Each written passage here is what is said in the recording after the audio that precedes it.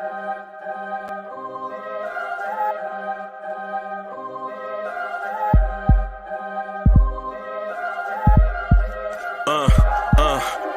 rank where the view is nothing less than phenomenal. For how I express and project from my abdominal. The only view better, both my daddy and my mama know. No living parents, my sons give me balance. My wife is my serenity, this mic is my identity. The world is foul enough, that's why I write without obscenities. Provoking danger with broken language and spoken anguish. Begging to get hurt, why would you ask to go through changes? Yes, Lord, life's a chessboard, master the angles. Control the tempo, be the one who holds the info. Acknowledged is just as deadly as machete swings. When spoken, the truth is as potent as that Medellin. While others swear the style is free, I just let it ring. Our time is undervalued, soldiers make us better kings. My fans on my shoulder, reaching after better things. Today I take the shot, for them I'd rather set the screen. My mama told me follow my dreams. My daddy told me get it by any means. Stand tall, make him bow to a king. But I've evolved, you can see the resolve. Look in my eyes when you speaking to God.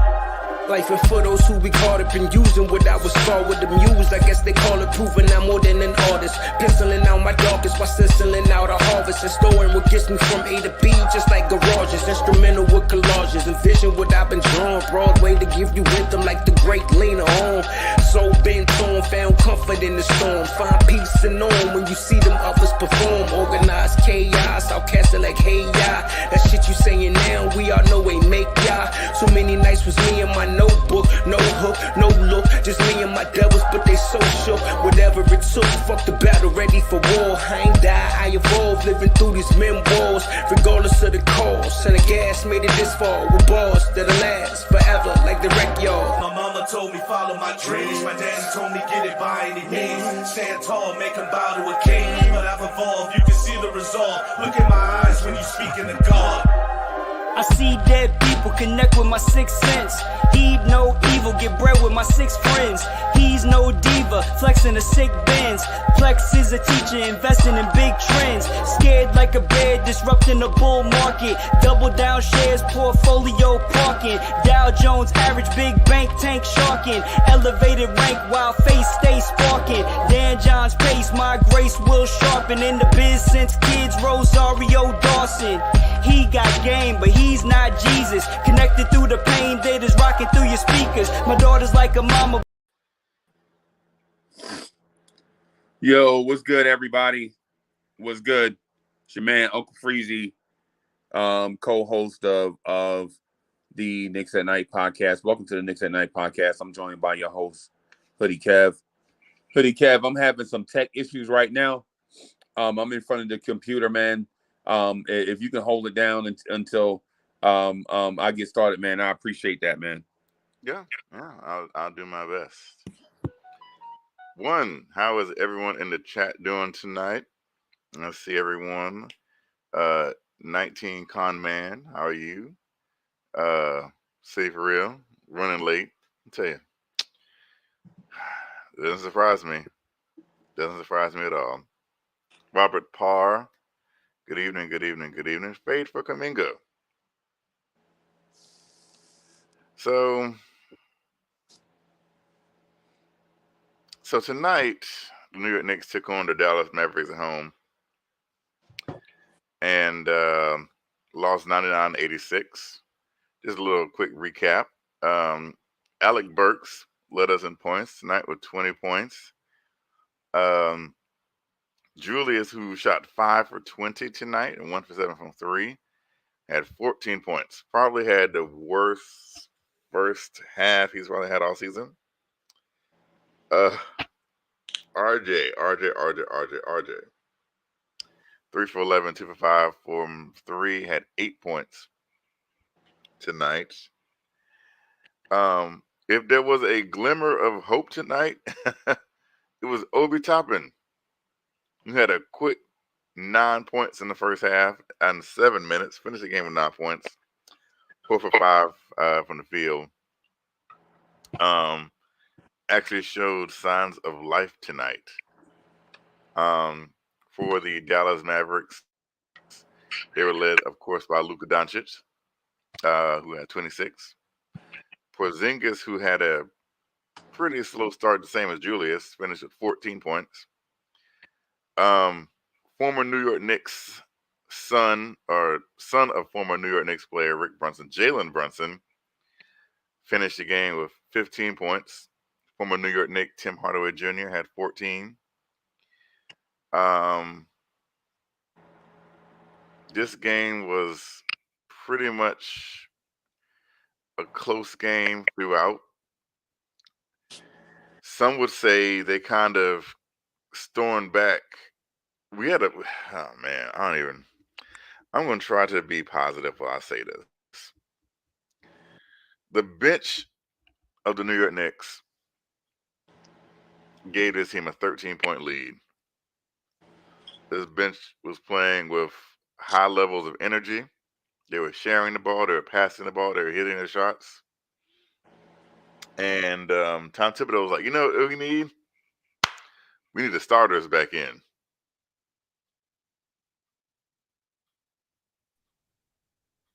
I paused for a reason. Corner Zone Kev, how are you doing this evening? Good evening, Mr. Hoodie Kev. How you feeling, bro? Oh, it's Kev versus Kev. Versus Frankers. No, the Autobot is uniting with the Decepticon. So for tonight, that we are one tonight. Who I was just going over. Huh? Oh, Hoodie Kev is a Decepticon. What? Is it because of the black shirt? Yeah. No.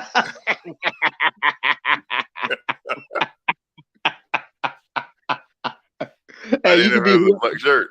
You can be whoever you want. I won't be Optimus Prime. I'll be Ironhide or somebody like that, or Jazz. Man, Optimus Prime is the worst Autobot in the world. He always want to come when the fight is over and act like he did something. Like Bubba did all the work, and you want to come to take the glory. Where was you at 5 minutes ago when the battle was raging? No, you want to come now. Every movie it happened. The rest of the Autobots taking care of business, and then Optimus Prime at the last minute can come fly in. Like, we didn't took care of everything now. You can go back to where you was, obviously. Come in now. I'm going to give a little whole soliloquy about who you are. It's over now. Thanks for coming. I tell you, I used to get so frustrated with Optimus Prime. Frustrated. I mean, like, where is he at? Does he not see the whole city of Chicago is falling right now? So Hoodie Cap, are you saying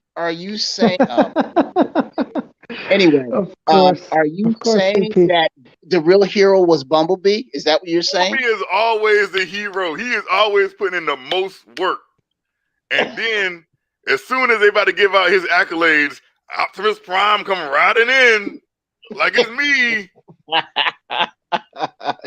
You ain't got a slick of dirt, ready. Nothing on you whatsoever. You still shiny. Everybody else got battle scars on them. You just got a fresh wax job at the car wash. Oh, wow, I can't believe CP just put a Kango on. Yo, Kev, can you hear me? Yes. All right. Yo, check this out. I heard y'all talking about my guy Darth Vader this morning. Yes, sir. I heard y'all talking about it. About it. So I'm gonna do the best thing that I can do right now. Okay. I'm gonna bring Darth City in the building. I'll be Darth City.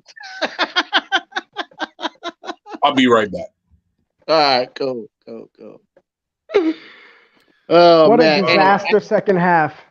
Yeah, I needed this, man, because after watching this performance, man, and I was switching between this. I was with my family. We were watching King Kong versus Godzilla. That was a bad movie. Say again? It wasn't good. Oh, I enjoyed it, man. I enjoyed it. It was pretty good. Yeah. I mean, there was a few parts where I was like, okay, that's a little bit drastic, but the battle between them two, that was good. That was. I mean, I guess it was bad. I guess it was better than watching the Knicks. Yeah. Of course, Kev would enjoy mediocrity. Mediocrity. You know what? And Freeze, I'm going to tell you this, Freeze. The one thing about CP, He always has to be right. And then when you do agree with him, he sticks his chest out like, yeah, I told you, I told you, I was right and everything. So what, man? That's why I don't even give you no credit, man. I give you nothing. I will side with I said today. Whatever, man. As I said today, I am inevitable. I am back into this chat where they say they ran me off in 30 seconds for some you did reason. Get I was ran on off. there. I'm sorry I did that to you. It wasn't 30 seconds. It was probably it was more like an hour. It was like an hour and a half, yeah. As I said, I agree with 95% I run the streets. The streets don't run away. Yeah, you're right. What'd you say, Hoodie? I said I agreed with 95% of what CPD artists had to say. My whole thing was I just didn't agree with tanking. I'm not. And besides, it's too late. It's really too late to tank anyway. So look. As the world turns, I spread like germs, infecting the pestilence. The hard-headed never learn. Freezy, look at me. You hard-headed. Hey, Freezy. Look at me, Freezy. Hey, Freezy. Can you FedEx me some cyanide? Because I really feel like taking some right now. I really do. I think you deserve it. Because one less Kev is a good thing. One less Kev is a good thing. Where's Henny got at? Rob the Knick. He'll be in here. He's coming soon. I ain't gonna stay up for too long, but I ain't got no work tomorrow. But I'm here though. I know. I see you. You're excited. I'm sure you show up after losses. Why don't you show up after wins? First of all, it's too late. It's too late, and I'd rather have some sleep. He don't want to look bad. Have some sleep. He don't want to look bad.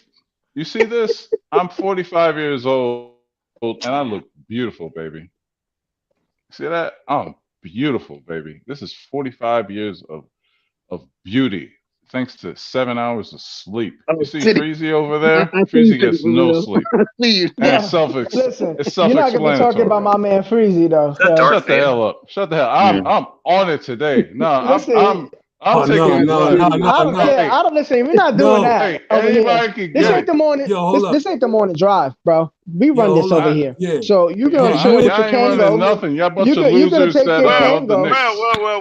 Well. Okay, so this is all well and good. Let's talk about the game this evening, and move on, shall we? Let's talk about this game. There's other shows on, so let's have a bit of credibility as we move forward. Okay.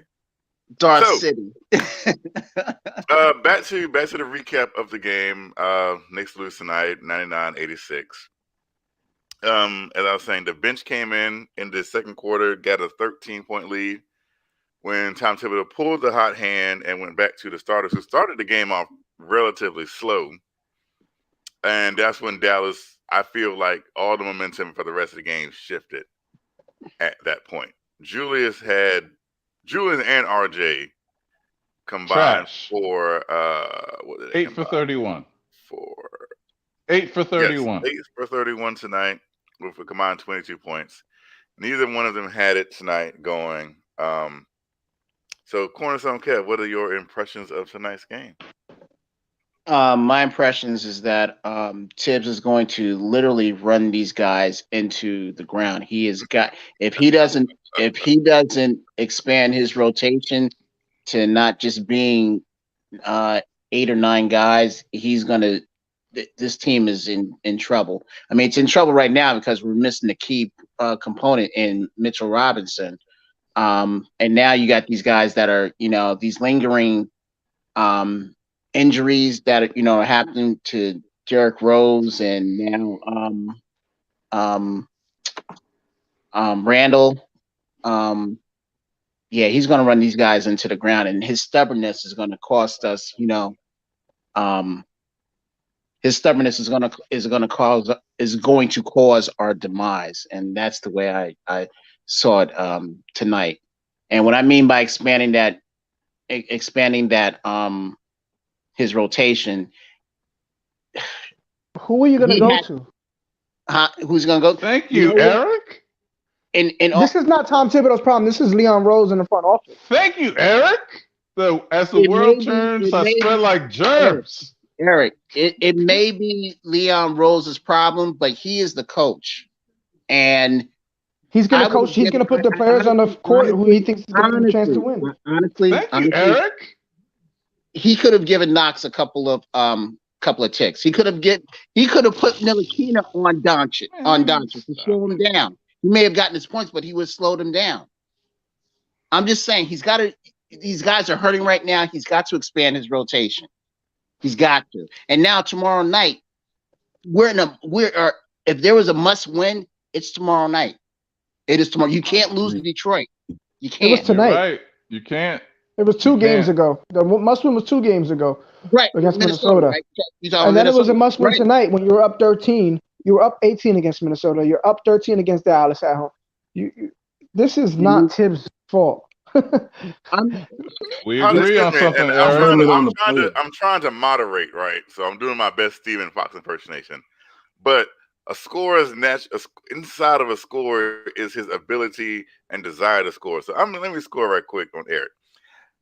Let me rephrase what I had said earlier, what happened in the second quarter, because I'm pretty sure you watched the game. So the bench was eating tonight. Eating. Yeah. Mm-hmm.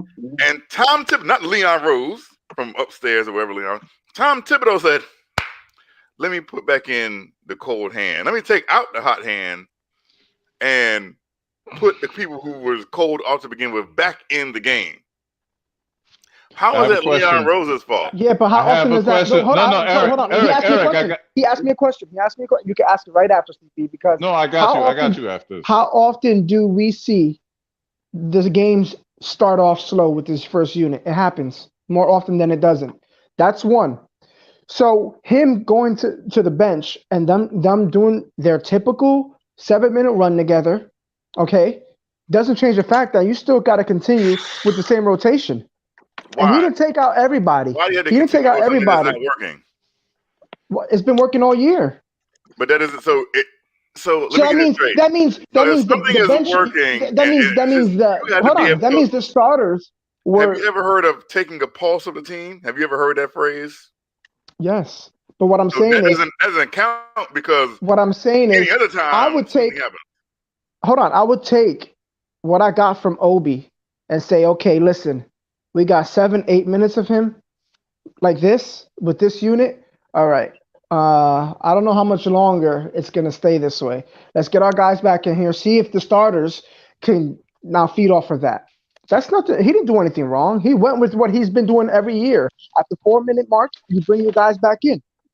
He's done it every year. I mean, all year long. So every night when I get on here, every single night, people think I'm bashing Tom Thibodeau because they want to make it a Kevin Knox thing. But no, this is a Tom Thibodeau thing.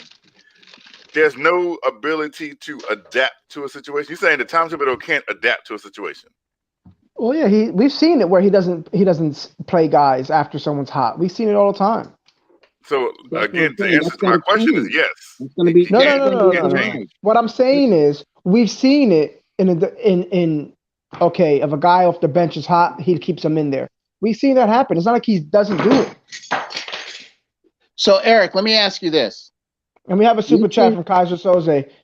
Shout out Hoodie Kev, Dollar Store Kev. He says, shout out Hoodie Kev. Shout out Dollar Store Kev, Eric G, Spree, CP the artist, City for Real, Rob, Ron, Ghetto Intellect, Color Block, Stephen Fox, and last but definitely not least, Uncle Freezy, a.k.a. Sop Fable. That's real. Here's the thing. We've seen Thibodeau coach Chicago. We've seen him coach Minnesota. He says that he was going to change when he came to us, when he gets his next coaching. Oh my God. He's here. Has he changed? I think ask the guys. They tell you they love him. Can I get in here, Eric, yes, to back you up? No. Okay, Kev. No. Kev, not Minister Kev. We don't need to hear from you. We don't need to hear from you either, chump. I provide a lot more to this channel than you do. Well, whatever. Okay. Whatever. Hoodie Kev, it's a simple question. You go with who you're gonna trust. You don't go who you are lucky with. You see, Obi Toppins, we know, had a lucky first half. And what do you mean lucky? First of all, it's lucky when it takes you 50 games to score the amount of points that Obi did today. That's Why lucky. can't? So for this game, hasn't he earned the right to get? No, he didn't earn. No, he didn't earn because you don't trust the broken clock. You don't trust the broken clock. You gotta hold. So hold on. Your logic is very, very misplaced. To say, if I'm doing something in this game and I actually have something flowing, then you go with that. Regardless of what I did yesterday, right now, I have it flowing. Right now, I'm good. Right now, I'm in the flow of things. I don't care what I did last week, 2 months ago, the first game of the season. Right now, in this moment, I have it going. I'm the only one who has it going.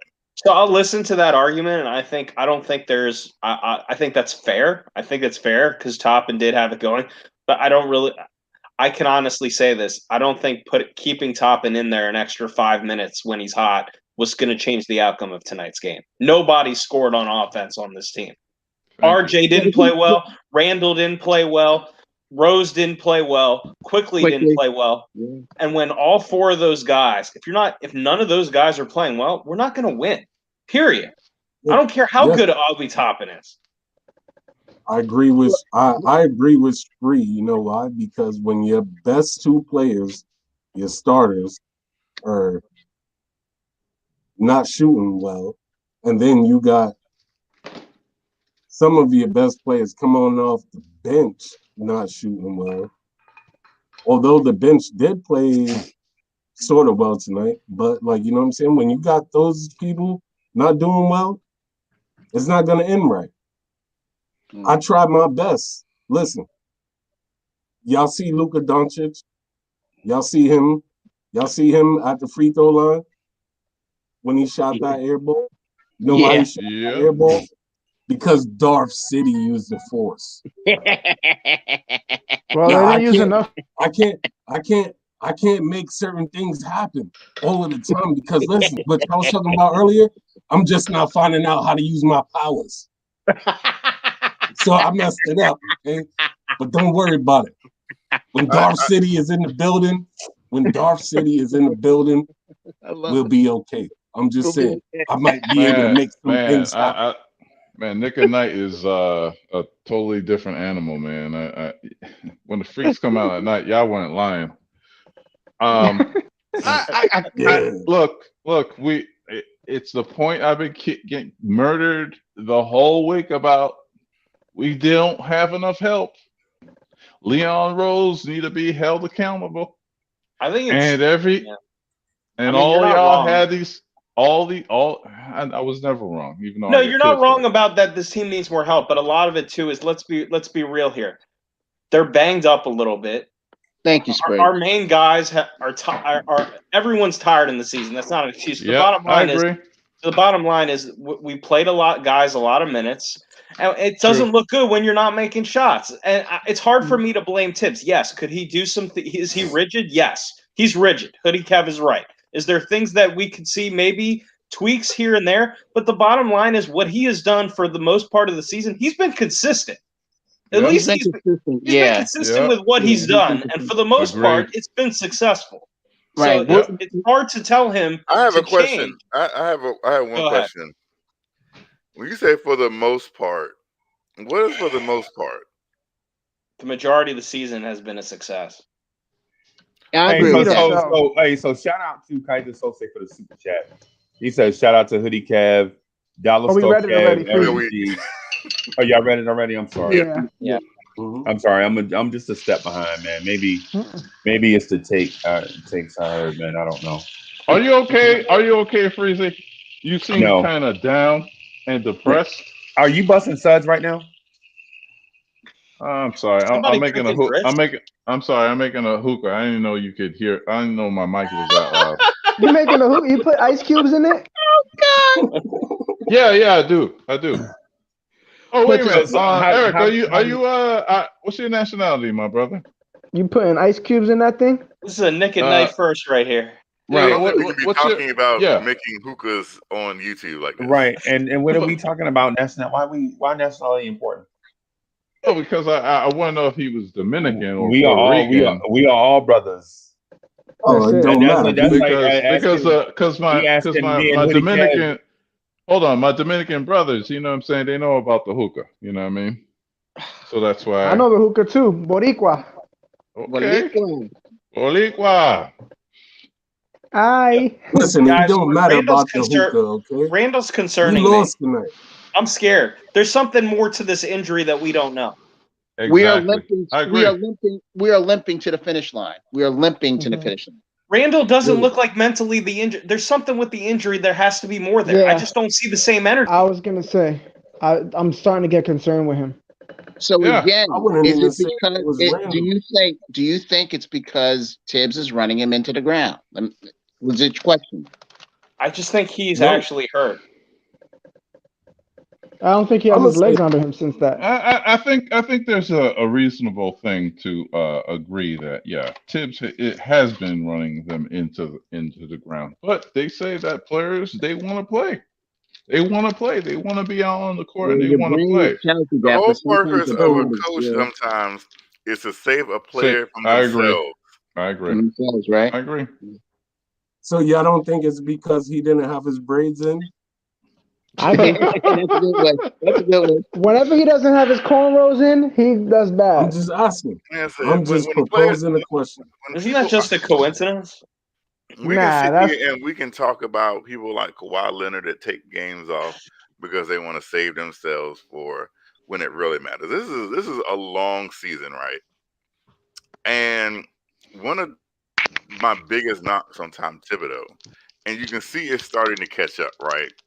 And I was talking about this last night about how you have to look down the road. You have to look down the road. Kev, hold on. Let me do a new feature to Knicks at Night. Let me do a new thing for the Knicks at Night podcast, right? Let's go. Let me do this. Oh, the ISO cam. The ISO cam is here. So Hoodie Cam is about to go in on Tom Thibodeau and let's ISO. All right. No, I'm not really. Well, I'm going to be reserved with my take and just say minutes matter, right? Minutes in totality matter. And so could you save Julius Randle 2, 3, 4 minutes a game, one by playing Obi a couple more minutes, by taking him out earlier in lopsided wins or losses? Yes, you can. Mm-hmm. And those minutes count. They matter down the road. Julius is not a slight man, right? He's not. He's a pretty big guy. So it's very taxing especially when you're not already 100%. And we've said it a million times, the fact that he ran Derrick Rose into the ground. And I worry. And every time I had this conversation with Freezy the other day when I said, I'd rather live today and fight tomorrow. Right. I'd rather have Julius miss a game or two so he can be healthier down the stretch, so he can be closer to 100%. Because if he's just routinely playing at 75%, we're not going to get the best of him. Give him some time off. But the thing about it, Rob the Knicks is calling me. Hold on. Let me take Rob the Knicks phone call right quick, everybody. All right. Fade, we'll get to that right here, now. Faith says, how does this happen? I thought we were, I thought we were top 3 in the East. Atlanta and Boston both won, and now we are in 8th place. But guess what? It doesn't matter what place we in because we're going to bounce back from that because Darth City is here and we in the building, so we're gonna bounce back from that. We ain't worried about this loss, man. We're gonna bounce back, man. I do have one thing to say. You gotta breathe, City. You gotta breathe, City. We gotta hear the breath. You gotta hear the breath. You know what I'm saying? You want the breath? You want the breath? Yes. I'll give you the breath. Hold on. Pause. There you go. There is one thing. Wow. There you go. Y'all different. Y'all different. Y'all really different. Listen, there is one thing I would say when Kev said that he would like to have, there's a conversation about Kawhi resting and all the stars resting, and that he would like for Randall to do that. We can't afford that. The reality of the situation is Kawhi sits because he has Paul George. Correct. KD sits and Kyrie sit and Harden sit because. Hold on, y'all. Hey, CP, really, man? What? You can hear that? Yes, it sounded like you at the dice game. Oh my God! I'm sorry. I'm gonna move. I'm gonna mute. Sorry. It sounded like CP the artist is at the crap table. You know what I'm saying? Hey, CP the artist, I got somebody to help you when you shoot dice. Hold on, I got somebody to help you. When you shoot dice. Bam, there he is. Benny Snake Eyes Johnson will help you when we shoot dice. It's crazy. It's crazy right now. Go ahead, Dog City. Hey, call 4. What's the point? It's 4, right? Yeah, Dog City. I'm sorry. There you go, Dog City. We back. Did I just use the force to do that? Yes, you did. Was that you? Yes, you did. Yeah. We can't sit Randall. We can't sit Randall. This talk that Hoodie. I mean, that's what I was saying. Like you said, Eric. Other teams have stars. Julius Randle is our star. He has to play, and 75% of Julius Randle on most nights is better than 100% of Kevin Knox every night of the week and any day on Sunday. So hold on, because this is Wait. Okay. Wait. Because I think we about to go down this weird road of bashing Tim and Kevin Knox to get playing time before we get to 1:30. Can we at least, before we get to our train wreck, can we at least, wait to the regularly scheduled train wreck before we get, the train usually wrecks about 1:30. Let's talk about the what happened tonight with Dallas, man. Tonight with Dallas we were actually Minnesota exposed us, right? Minnesota exposed us when Julius Randle touches the ball. 4 other guys go to spots and stay stagnant, right? Yep. That's what happens, right? And it was so predictable that Anthony Edwards could read Julius Randle's body and play the passing lanes and pick off cross court passes and go out for wide open dunks, right? Hey, Dallas did the same thing, man. We were stagnant on some things, man. Defensively, we were great, and people don't want to give us credit for that. Because a high-scoring team like Dallas doesn't just usually come in and score. What did they score tonight, Cornerstone Cavs? 96. Yeah. They scored less than 100 points, right? And they have a savant in Luka Doncic, right? But the thing I wanted to get to is this: those guys are hurt and tired, right? And there's no help. There's no help on the horizon. Right, and they know it, and it's demoralizing. It's the reason why it's the reason why tonight a lot of us were flabbergasted by what we saw. But honestly, to your point, you still got 2 guys on the bench that have been used in situations. You could have used those 2 in there to spell out some of those guys, and then bring them back in. I don't disagree. I'm just saying that Hoodie Kev's point about sitting Randall the whole game. I can't. Yeah, that's what I'm saying. So hold on. Let me respond to that. Wait, because Kev wasn't there when I said that. I don't know, you were on the phone when I said that. You said we should have some time or a game or 2 where we sit Randall, and you compared it to having guys like Kawhi rest and getting Eric G. How do you like this ISO camera? It's nice. I'm humbled by it. I appreciate it.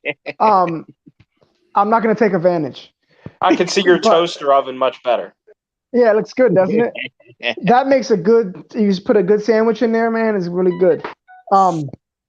But the thing is, we don't have that luxury because when Kawhi sits, he has Paul George, and when KD sits, he has Kyrie, and when Kyrie sits, he has Harden. These things happen, and they put those things, in place on teams with superior talent, all-star, like superstar, not all-star, superstar championship caliber roster. They do those things. We can't do that because we sit around for 2 games and we lose 2 games. Then now we're kind of looking in. He has to play. Why can't he sit like tomorrow night? We play Detroit. Who does Detroit have? Because now we don't know if we can even beat Detroit. But we'd beat Milwaukee without him. But tomorrow's a must-win with our schedule. It's different. This Detroit team is playing with the same guys they played all year with. Kev, I think of any game. I think of any game that Randall plays. I'd rather him sit versus Brooklyn than I would the Pistons. I need to ensure a win. Yeah, okay, I understand where you're coming from, Spree. I understand where you're coming from. I do. And I want to break. I do want to break this losing streak that we're on. What I would say is this: if a guy can play, man, I would say play him. Hoodie Kev and I had this conversation the other day, but what I would say is this: at this point, I don't know if having Randall, man, I'm struggling, man. Mm-hmm. Hold on. Let me do something real quick. I'll be right back. G Money, what's good? Salute. I'm doing fine. Hello, everybody. How you guys doing?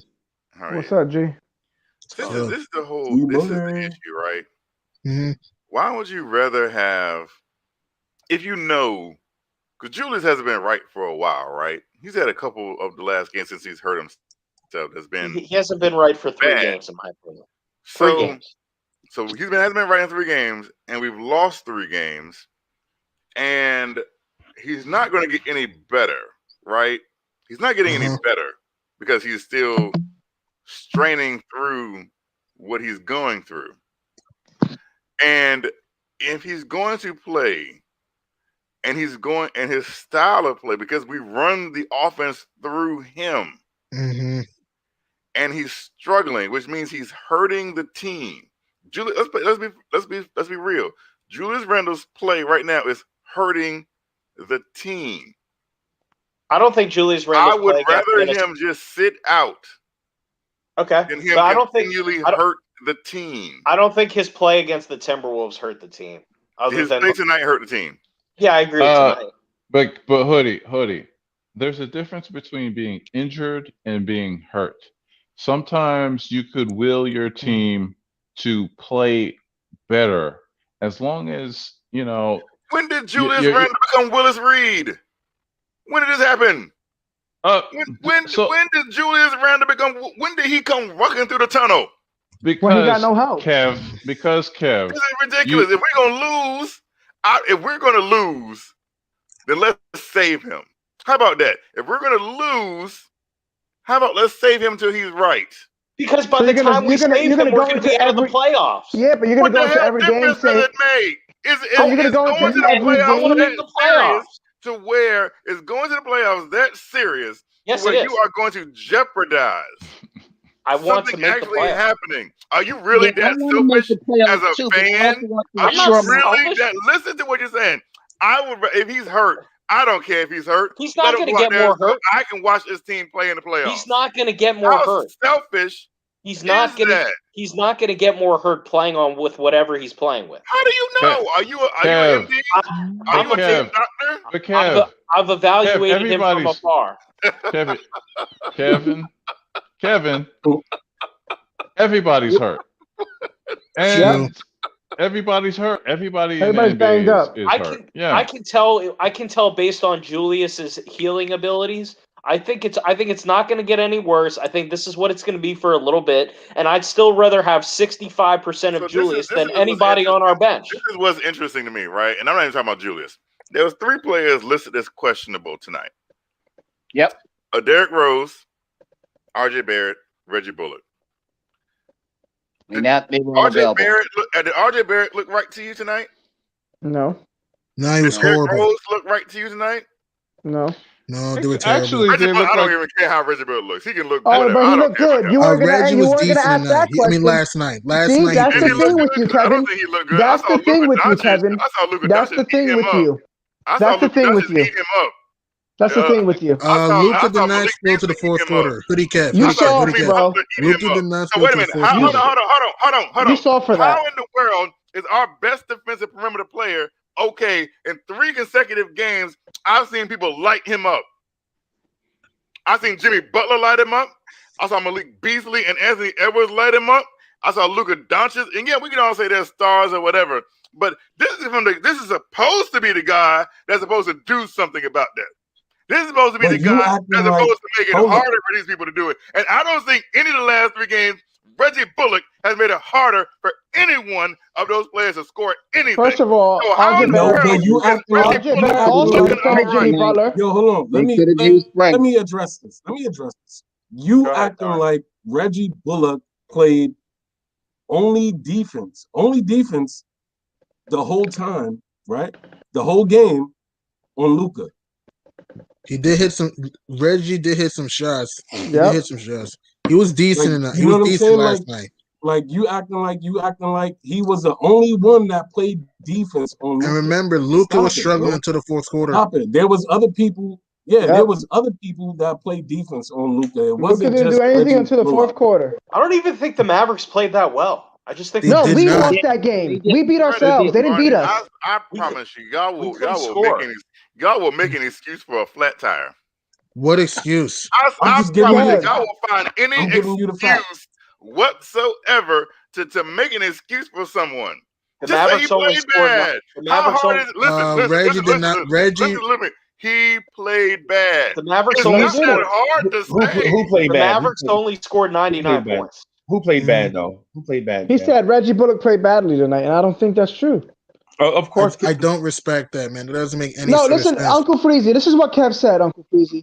He said that there were 3 guys who were There were 3 guys who were questionable tonight. He mentioned RJ, he mentioned Rose, and he mentioned Bullock.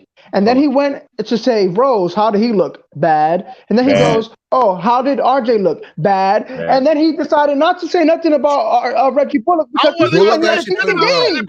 I don't care about Reggie Bullock.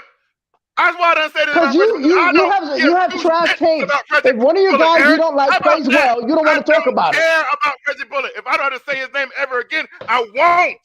That's why you don't like to talk about it. You don't like to talk about it. I don't like him. I said it. I know that. I know that. But at least be objective. At least be objective. Be objective. Be honest. Don't just have an opinion for the sake of having an opinion. Please tell me why. If you want to go hold hands up on the park, that's your business. Be objective. Don't be soft. Be objective. I don't gotta be objective about someone. Yes, you have to be objective. Whoa. Why do I gotta be? Are you? Listen, my father's name is James Goodman. It ain't Eric G. Good for him. Remember that. Okay. I would like for you to remember that one statement. Good for him. All right. I think it's time. All right, so that was real saucy. That was interesting. Yeah, that was different. Hey, YouTube, you're welcome. We lost the game in the second quarter. We were up 13. Thibs took out the bench, and then Maz won an AT2 run in a hurry to get the lead. In a hurry. Mm-hmm. We lost the game in the second quarter. Hey. Well, no, we lost the game in the third quarter, actually. Yep. Because it was the second. We were up in the third quarter. We were up in the by third 7. quarter. We were up by 13 in the second. In the second quarter, yeah. I got that, but there's still 24 minutes left. You don't play a game in the half. You play a full game. Yeah, we were up 5 in the third quarter. Darth City, can you choke the hell out of CP, please? Can you choke the We lost the game in the fourth. We lost the game in the fourth quarter, okay? Because we was able to bring the lead down to what, 3 or 4 or whatever it was, and we just could not get over that 3 to 4 point lead. So we lost the game in the fourth quarter, and if I could use it, I would do it because that's where we lost the game. It's not about the first quarter. It's not about the second quarter. It's not about the third quarter. It's what you do in the fourth quarter to be able to come back and take over the lead. Like, you know what I'm saying? We just could not get there. We couldn't even tie it. Okay. We couldn't even tie the game. Let me tell you what I've seen. Guys missed shots when we had the chance to tie the game. Guys missed shots, and I didn't think we were going to win tonight. And you want to sit here and say that we lost the game in the third quarter, bro? What are you talking about? Like, it's all about the fourth quarter. Hey, let me do something for CP to artists real quick, ladies and gentlemen. Introducing CP to artists.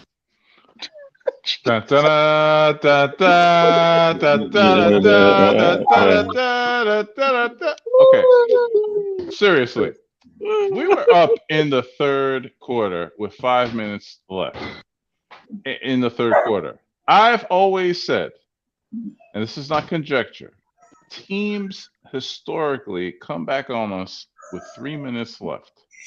The problem was they started coming back on us in 5 minutes left in the third.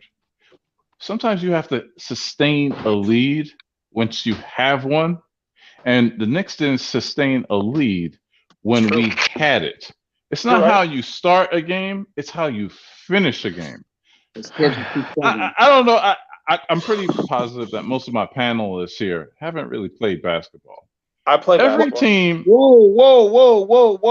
Most. I didn't say all. Hold up now. Most haven't played a form of organized basketball. I played that organized said, basketball. Thank you, Spree. So you probably understand this more than most. I played too. I played in junior college. What, as a water boy? Don't get your butt whipped now. Did y'all hear what he just said? Did y'all hear what he just said? This man just came on here and said it's not about how you start, it's how you finish. And he's talking about the third quarter and not talking about the fourth quarter when you're supposed to finish. We were 5 of 19 in the fourth quarter, took some bad shots. I didn't think we were going to win tonight. Thank you, G. I'm still more upset at the Timberwolves game than I am tonight. I did not. I mean, yeah, I wanted to win tonight, and it's at home, and it was competitive for a long time. We sat on 72 points. I felt like for 2 hours. I didn't think we were going to win tonight, man. We need to beat the Timberwolves, and that's the one that we should have won that Wolves. We should have blown out the Wolves. We should have blown them out. We cannot afford where people want to have Julius sit because they don't like I don't like what I see with Julius. But the bottom line is we got to lay it all on the line tomorrow night because tomorrow night is absolutely a must win. If we lose to the because let's be honest, we're not going to beat Brooklyn. Let's be honest, we're not going to beat Brooklyn.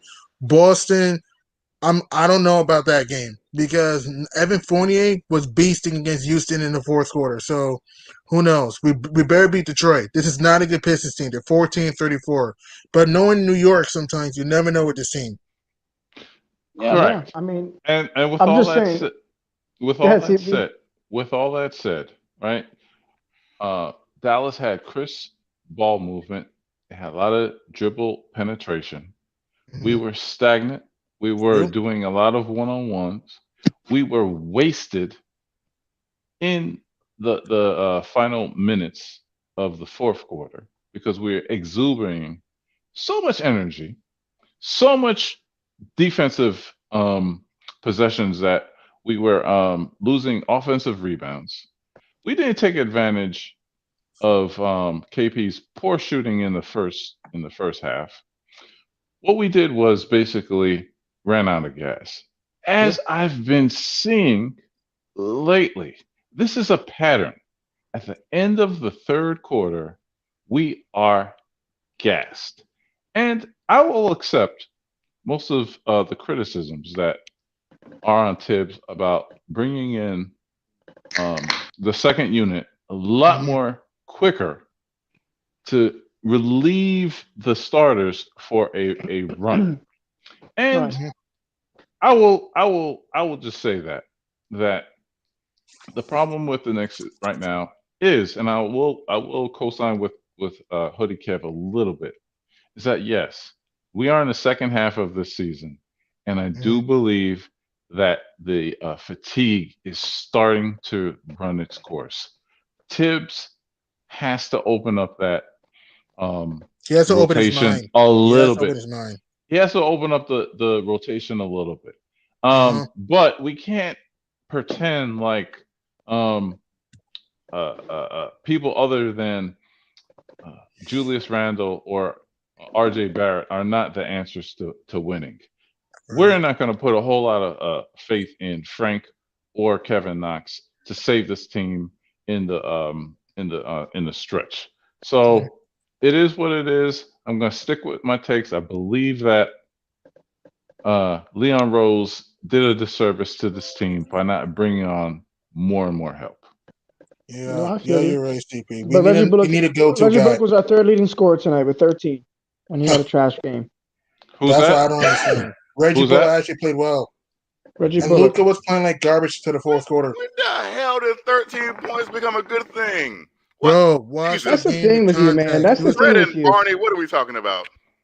I gotta remember, man. This man, this man, he was actually trying. Y'all gotta remember, this man will never say Reggie Bullock did anything good. That's what y'all gotta remember. He will That's never why I say, don't ever. He will never say Reggie Bullock did anything good. Then No he shouldn't be matter talking what about basketball. he does. Guys, Reggie, Like, and you know like what I'm I saying? said, Luka was, This and like is I why said, I say you. go ahead. Go ahead, G-Money. I was meant to script, and Luka was playing like garbage until the fourth quarter. Yeah. I mean, I just like we can talk about the tips thing, and that's fine. That you guys wanted, some of you guys want to do that. That's okay. I'll listen to the guys who are playing minutes, and maybe he could play one guy here, one guy there. The bottom line, I will repeat myself: we are never going to win a basketball game. If we do, I will give you some candy for free. If RJ Barrett, Julius Randle, Derrick Rose, and Quickly all play bad, play like garbage, That's a fact. we're not going to win. So it doesn't matter. So it didn't matter tonight. That's my point. Agreed. Yeah, when all your top players play bad, yes, you are correct. You cannot expect a W. Like, you know what I'm saying? Now you got sometimes where certain teams when their best players don't do well, you have certain teams sometimes that they bench picks it up. But at the same time, a lot of our players that play well are on the bench. Like, you know what I'm saying? Like, you know what I mean? And to Spree's point, but hold on. Expanding the bench. Hold on. To Spree's point, though, everybody that played badly that we needed was on the injury report today. Was Quickly on the injury? Is that a coincidence? Was Quickly on the injury report? Well, you see, I'm going to give Quickly a pass because I think his offense comes with a healthy Derrick Rose. You know, a healthy Derrick Rose where they could feed off of each other. You know, and he wasn't getting a lot of calls. I'm not gonna lie. Like Quickly wasn't getting a lot of calls with the floater and all that stuff. There was some things that were, but most, if not all, I got you. Of the players were on the injury report. Your point is well taken. Today. Your point's well taken. I agree with you, Spree. Yeah, I got you. Go ahead, Eric. Go ahead. My thing is this: tonight, expanding the bench and bringing in Frank Ntilikina, bringing in Kevin Knox, bringing in Theo Pinson wouldn't have mattered. It wouldn't have mattered because the guys who played the big minutes did absolutely nothing. Randall, 5 of 10. The guys who RJ, you 3 of depend 11. on every Rose, night, 1 of 10. they did nothing. Come on, RJ Barrett had 8 points. I mean, the thing that I'll listen to is moving forward. Like if guys are if seeing guys are getting worn out and tired, and Tibbs wants to expand the rotation to add 1 or 2 more guys and spare some minutes, I'll listen to that. I think that's fair. All I'm saying though is that through 49 games, this team has basically been a 500 team doing it Tibbs' way, and he's been consistent with it. And nobody on this panel. I won't say nobody because I don't. This is the first time I met CP. Respect, and I don't know all your predictions. But bottom line is the majority of the United States of America did not have the New York Knicks winning more than 25 basketball games this season. We've already basically done that. Well, getting close to that, actually. I actually had them at 36. Okay. I had them at 500. Really? Nah, to be honest, I didn't think this team was going to be I'm a true Knicks fan, but I did not think this team was a playoff team before the year. It's on tape, me saying it's a playoff team. You can check the tape when I said it. I need to check that one. Yeah, please check the tape. One of our first episodes, I said, this is a playoff team. Before the season, you thought they were going to make the playoffs before the year. It's on tape. Respect to you, man, because I didn't. I'll be honest. I thought so too. I didn't. I thought Indiana was going to be better, but they've underachieved. Chicago's kind of underachieved. Toronto, I know they destroyed Golden State by 53, but Toronto's been underachieving. Is Hoodie Cab serious right now? Hoodie Cab, what are you doing? Hoodie Cab, what are you doing? Eating cereal. What kind of cereal is that? Tricks. I'm surrounded by a bunch of kids. Well, you are a trick. Silly rabbit. Tricks are for kids. Why couldn't they just give them some cereal? Hold on, man. Carlton Banks said. I need the ISO for a second, y'all. Hold on. I just need some FaceTime.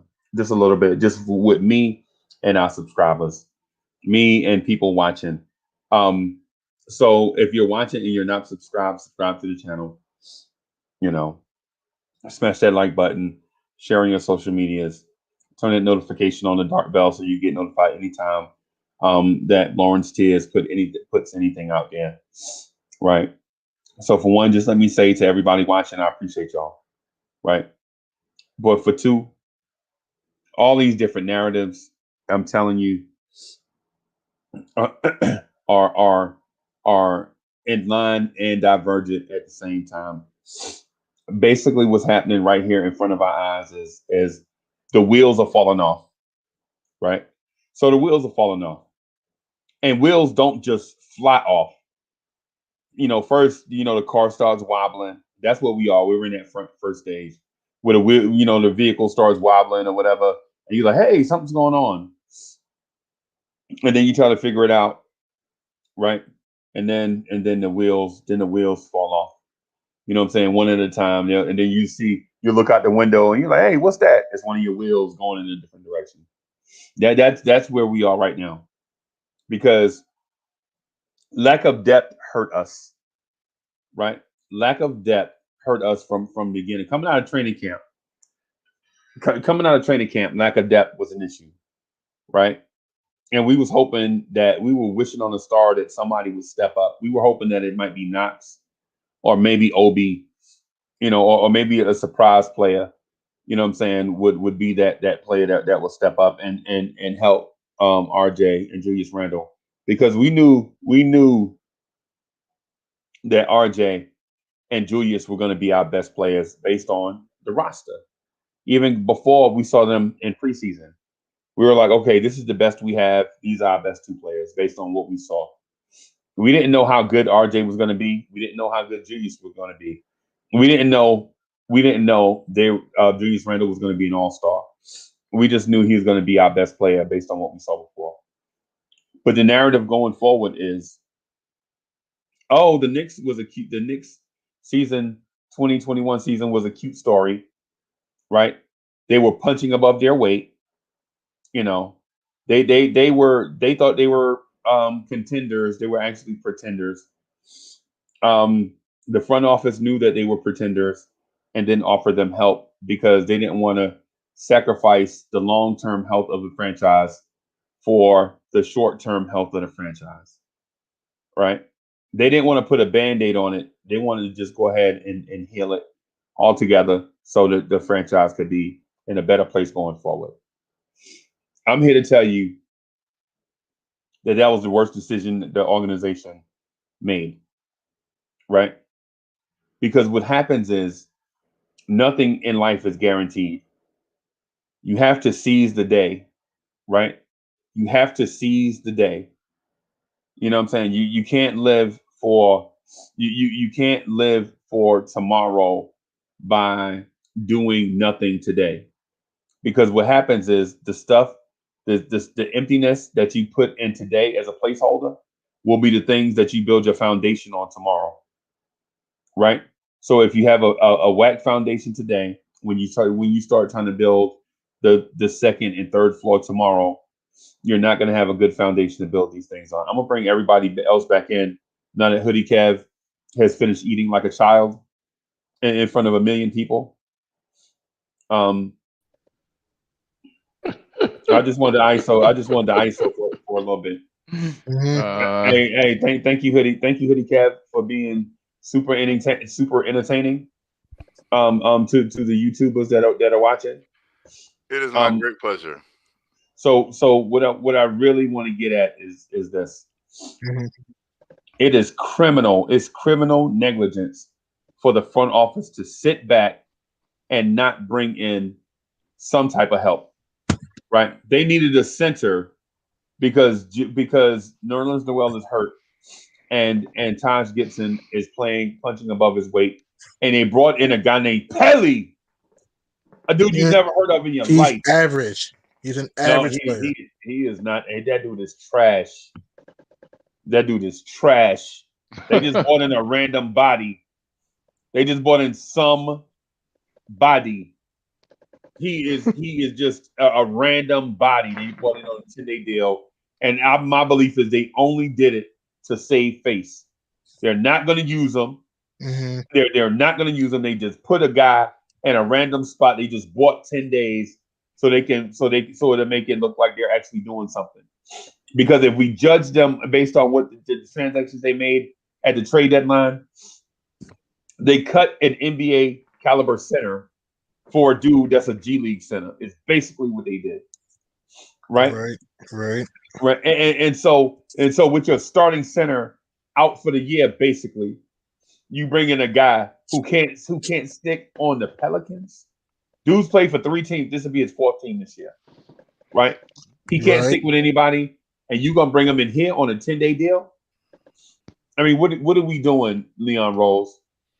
Can I ask a question to you, Uncle Freezer? Oh, Jesus Christ, Casey. No, it's the thing. Is this because it seems to me like is this just you want the ISO camera? Is this just you want the ISO cam? No, this is for you. Ladies and gentlemen, Hoodie Kev.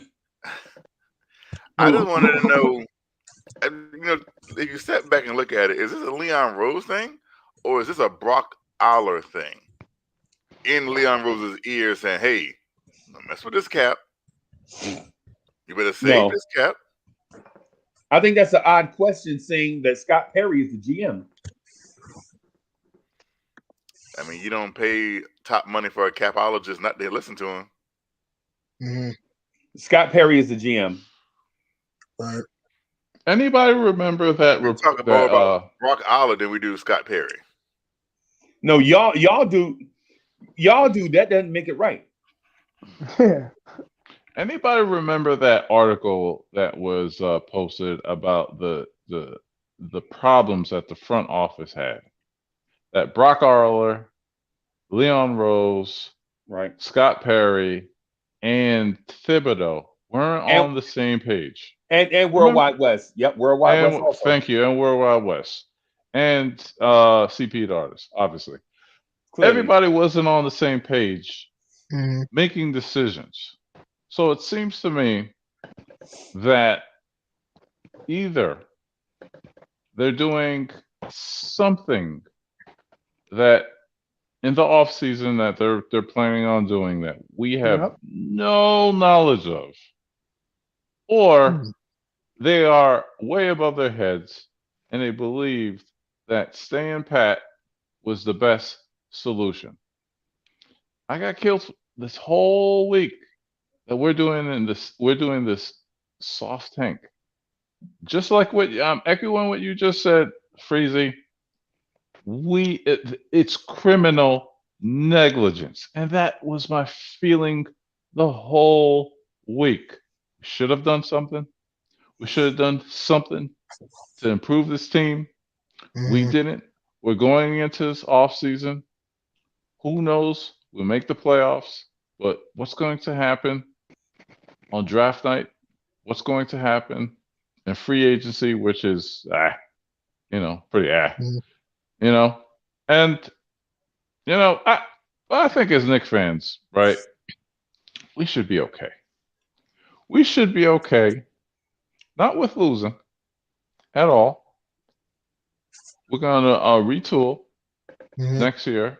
This offseason. We might have a high draft pick. Might have something to work with. And I don't think that it's probably all that bad. I think we're going to do the same thing that we did last year. Get some veterans on some 1-year deals. Maybe re-sign maybe one or two of the expiring contracts that we have, and see what we got for next year. Yep, we'll resign Alec Burks and we'll resign Reggie Bullock. I don't know and about we'll Reggie. be mediocre again next year. Reggie. Hooray, mediocrity. Yeah, and we'll get to listen to you talk about it. That's a thing. But you know what? This is a long game. It's not a short game. It's a long game. It's gonna take a full 5 years for this rebuild to happen. We're gonna see what they put with RJ and what they're gonna put with Randall. It's gonna take 5 years. Yeah, because for this a team with salary cap and draft picks. Listen, take a team 5 years. This is a new regime. What do you think exactly is the apex of what this is? Because obviously you try to win a championship. I guess that's the apex of every team trying to get is to win a championship, right? So I've seen teams make a move or two moves and take them from borderline fringe team to the Phoenix Suns, right? Right. What year is this for Devin Booker? Year 5? He's been released since 2015-16, I think. They haven't made the playoffs since, Kev. 6 years. 6 years around that. Okay, so and they're still struggling, Kev. They're like fourth. The Suns are the 2 seed, actually. The Suns are the 2 seed. I think what CP is saying is that this is now year 6, and he's finally getting successful. Who are second in the West are struggling. No, but how long did it take them to get to this point? No, you just said they were struggling, so I just wanted to be clear. Kev, he said 5 years, right? Huh? And it took Devin Booker 5 years to get to this point. 6 years. So what I'm saying is this: let's look at the process. So they got Devin Booker 5 years ago, and they got CP3, DeAndre Ayton. Yeah, Ayton. This is what I was trying to think of. They got Ayton. And they made some other moves because they messed up in the draft with like that. No, they didn't. All right, with him, but they got a young wing. You see, I hate when people just speak out and they don't know what they're talking about because I literally said they messed up, and he said no, they didn't, and I named the player, and he said, oh yeah, they did. Anyways, let me finish talking. Who did they draft last year? No, hey, so they did make a couple of mistakes in the draft. They drafted the big tall guy. And he wound up being nothing. They drafted Josh Jackson. He wound up being nothing. Exactly. So they make mistakes like every team makes. Oh, Dragon Bender. That Dragon Bender. He was garbage. Yeah, he was a mistake. And Josh Jackson was. Then there's but everybody does that though. So that's what I'm saying. Every team makes mistakes. People want to make the Knicks are the only team that makes draft mistakes or whatever. I don't know. There's also the Timberwolves. Wolves are worse. Yeah, I'll take Mikal Bridges over a lot of players. So then, all of a sudden, they get one of the greatest point guards of all time, who can turn any team. And now they're number 2 in the West. And other teams do different things. The Lakers were bad. They just spent that money and got LeBron James and Anthony Davis, and that solved their woes. The Clippers went through a whole. They were here with CP3 and Blake and DeAndre, and then they kind of dipped a little bit, but they were still like relevant. Then they kind of got Kawhi and Paul George, and they were kind of back up here. Different teams. Wait, that's not fair, Cab. That's not fair with the Clippers. The Clippers were trash. Remember, the Clippers tanked for 20 years and couldn't get it right. No, I'm saying recent history. Right? No. What I'm saying is just perspective. They tanked forever, and they couldn't get it right. They kept drafting Quentin Richardson, Darius Miles, Lamar Odom, Elton Brand, Keon Doolan, Michael Oliver Condi. All these dudes they kept drafting over and over. They kept getting in draft, and they kept botching it up. What saved them is they got the number 1 pick again, right? And they got Blake Griffin, right? The very next year, they traded for Chris Paul, right? Blake Griffin sat out his rookie year with an injury. Chris Paul comes in a trade, and then you catch lightning in a bottle. None of that had to do with a rebuild. They got lucky with the number 1 pick, and they also traded for Chris Paul. I mean, CP3 was supposed to be a Laker. Things. And they got lucky with CP not going to the Lakers. Yep. I mean, like I said, sometimes luck just plays into something. You mentioned the Lakers. The Lakers took 8 years for that rebuild. Remember, they were on the same playoff drought as the Knicks. Mm-hmm. So they went from first round pick, then traded those picks for AD. Yep. There started with Julius Randle, ironically. Remember that? Yep. There you go. And he broke his leg. Yep. He broke his leg the first day. Yep. Their rebuild basically started with Julius Randle. Basically, the Knicks, the problem that I've been, making is that we need to acquire assets. And who are our assets? And who are we? Do we have enough assets to make like a reasonable trade? Are we gonna maybe package these 2 picks in the offseason, maybe for a disgruntled player? Maybe that's their thing. I'm just bringing up, I don't know, ideas. You know what I'm saying? Because I just don't know. Maybe they're not in a win now scenario or feeling. Maybe they're basically, waiting on luck. Maybe there's plans that we just don't know. All right, my fellas, my brothers, I'm going to sign off. This was a pleasure. I think I redeemed myself from last week. Tragic entity.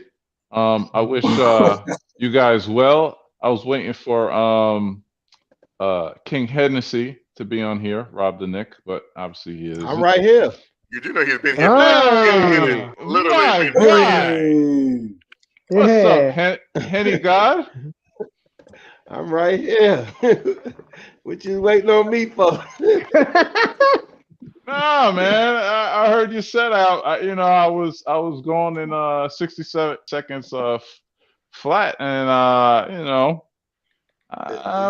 wasn't. That was kind of your timing. That's kind of how you went out.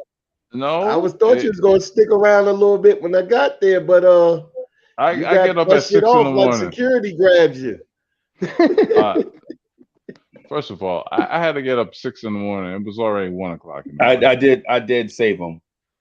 Mm-hmm. So Freezy, I'm a Christian. I've been saved already, and these fools. This is the last place you need to save me from.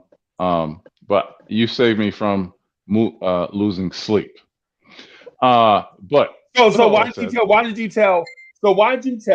Just before you go, so why did you tell Ash and CP that you would not have traded 2 first-round picks for Lonzo Ball on Knicks Fan TV?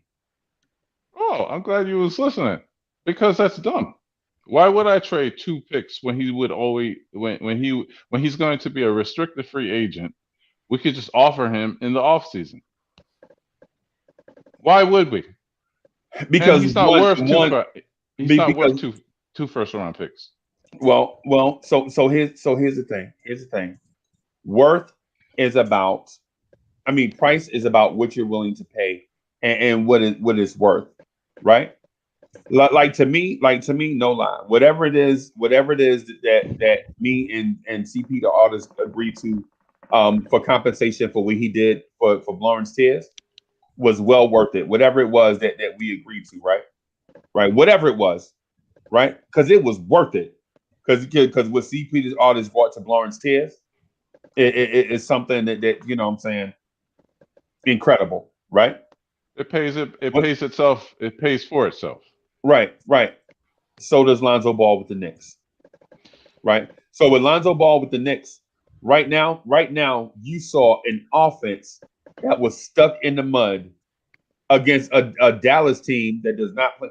A Dallas team. Listen to the defenders that were on the floor: Tim Hardaway Jr., Luka Doncic, Kristaps Porzingis, Kyle Brunson. What's his name? Joey Brunson. Jalen Brunson. Joey, Jalen, James, Johnny, Jimmy, something. He ain't no defender. You know what I'm saying? And we scored. And we scored 84 points. My only thing is that if we're going to give up 2 first-round picks, it better be an all-star, and we better be contenders. That's all I'm saying. That's like the dude. The dude, no lie. I was legit on a car lot with a dude, and he was like, "Man, $40,000 for a car. This car better have wings." No, bro, you sound like an idiot. Yeah. No, bro. You saying $40,000 for a car? The car better have wings. This car better have a microwave in it. No, bro. You sound broke. You know what I'm saying? If you can't pay $40,000 for a car, you on the wrong car lot. If your budget is $10,000, go to the $10,000 budget car lot, right? Mm-hmm. And go shop over there. But when it comes to the point guard of the future, you've been looking for him since Clyde Frazier, and you telling me 2 first-round picks. You telling me but Frank Freezy, everybody doesn't think he's that good. Rob, you're telling me that Frank Ntilikina and Kevin Knox are not worth Lonzo Ball. Wait, you gonna say no? Not them two. Not them two. They were first-round picks, bro. They were top 10 picks. I thought you meant our first-round picks going into 20. No. What I'm saying is it's the equivalent. It's the equivalent, right? It's the equivalent. That's what I'm saying. Like you're saying, you're okay. I'll give you an example. You're saying Sharif Cooper and B.J. Boston are not worth Lonzo Ball, and that's absolutely ridiculous.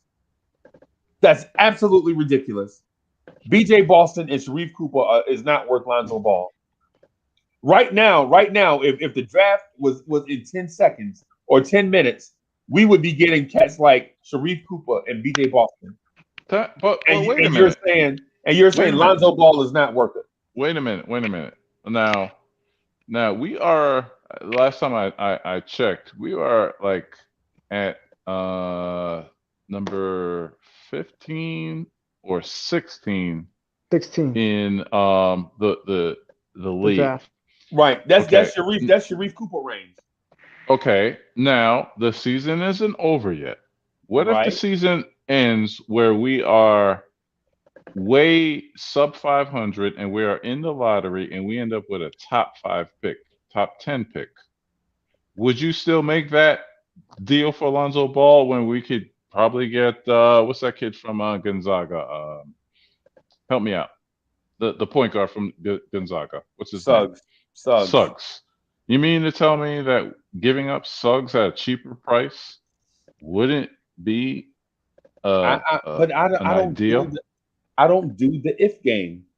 I can't do the if game because if you say that, I could say, what if at 27 we make the what if we make the playoffs and make a deep playoff run, and then at 27 we find a gem. I can't do the if game with that. And then you'll say, well, you can't say that you'll find a good player at 27. Well, we found a good one at 25. The Bulls found a good one at 30. He's a restricted free agent. Right. I think that's too Freezy, can I ask you a question? Do you want Lonzo because Lonzo could be available, or do you want Lonzo because you think he's like the answer? Those are two different things. No, I want okay. So first of all, Hoodie Cap got jealous of me and CP, the artist, chopping it up just now. Let me put Hoodie Cap on the ISO cam. No, this is. I know you were going through withdrawals just now. Okay. This is for you. I want to know your opinion. Like, do you want Lonzo because he's the best available, or do you want him because you think he's like the best overall fit, regardless? So the point that I was making is this, and I said it a couple times. Right? You legit just watched the Knicks play against a terrible defensive unit. Mm-hmm. Right? Luka Doncic is not a defender. Tim Hardaway Jr. is not a defender. Kristaps Porzingis is not a defender. Right? Charlie Brunson is not a defender. Right? Whatever his name is. Charlie. What's the dude's name? Brian Brunson, whatever his name is. Rick Brunson's kid. Yeah, him. him. He is not a defender, right? Are we serious right now? And we scored 84 points. Hey, that's another thing too. Wasn't Rick Brunson's kid a late second round pick? Yes, early second round pick. Okay. I hear what you're saying, but if I'm going to give her 2 first-round picks, I better have a monster. LaMelo Ball is not a monster. He's not changing life much with the Pelicans, and he didn't even play tonight. I think he's hurt. Yeah. Okay. I think they're both hurt right now. So we would have had damaged goods. Okay. All right. You say he's hurt? Lonzo and what do you call it? Zion and Ingram. They didn't play. They didn't play tonight because the Hawks. They were missing like 4 starters, and that was a game that if we were going to have a good playoff positioning, we needed the Pelicans to win that game versus the Hawks, and now the Hawks have surpassed us. So again, I'm not. What CP? So what I'm saying is this. So to answer Hoodie question, yes, Lonzo Ball is the answer, right? And not just because it's a name that you insert in the lineup. You know what I'm saying? He's a former number 2 pick. None of that stuff. The things that Lonzo Ball brings to the table is exactly the fit for a team that has a point forward like Julius Randle, right? Because what you don't want to do is go out and get a floor general and then have to have the floor general sacrifice his game and Julius Randle have to sacrifice his game just so the two can play together, right? So with the Lonzo Ball on the floor, you have an orchestrator, a point guard that can play point guard without being ball dominant. Because right now with Elfrid Payton, when Elfrid Payton doesn't have the ball in his hands, what's Elfrid Payton provide for you? Nothing. So I'm trying to figure out if Lonzo Ball was on this team as currently constructed, the type of music that he's going to be orchestrating isn't going to be good. Because the reason I ask that is because I feel like if there was a better option out there, would you still want Lonzo because you feel like Lonzo's the best fit, or would you go with a better option if another option was out there?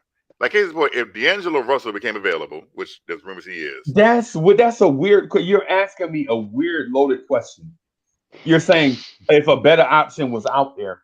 First of all, what is the better option, and why? Okay, let's say Minnesota made D'Angelo Russell available. D'Angelo Russell is a better option than Lonzo Ball in his offense. No. Yeah. D'Angelo Russell is he's not. D'Angelo Russell he's a ball I take dominant. D'Angelo Russell all day over him.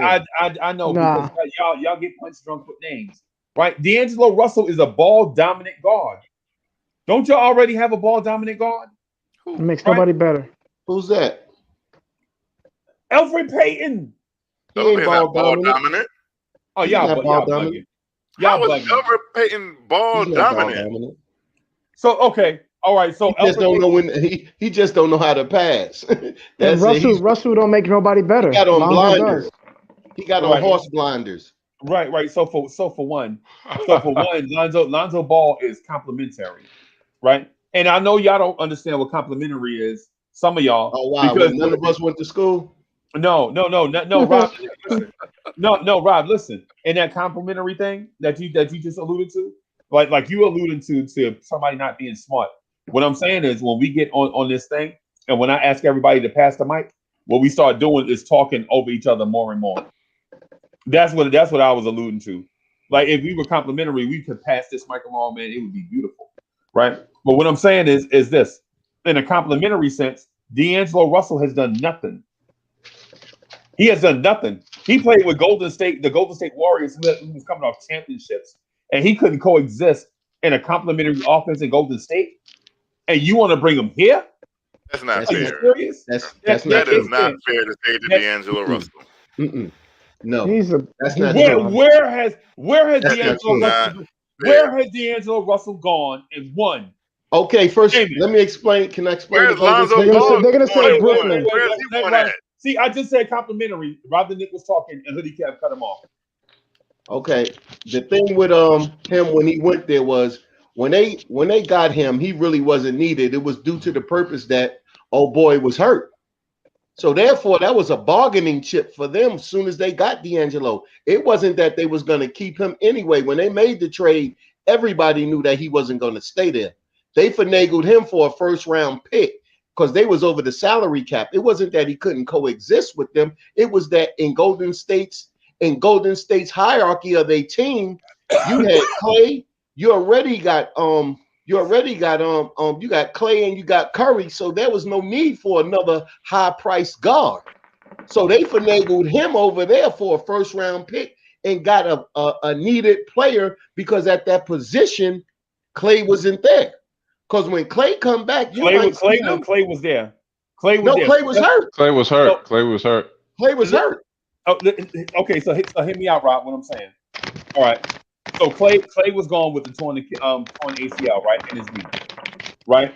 But he was in the backcourt with Steph Curry, and then as soon as the season started, Steph Curry broke his hand. Remember that? And Steph Curry missed 3 months. So D'Angelo Russell was there with the rest of the players by himself in a situation where he could be taught to be a complimentary player, and then once the other guys came back, he could assimilate in with Steph Curry because Clay wasn't coming back. Right? No, but what they did was they traded them. They traded him for the tank. When Curry went out, they knew that the season was lost. That's why they made the move. They had an assets. They had the end, and that assets put them under the cap. And they got a first round pick, which led to Wiseman. They played chess with that move because they knew that they really didn't need him.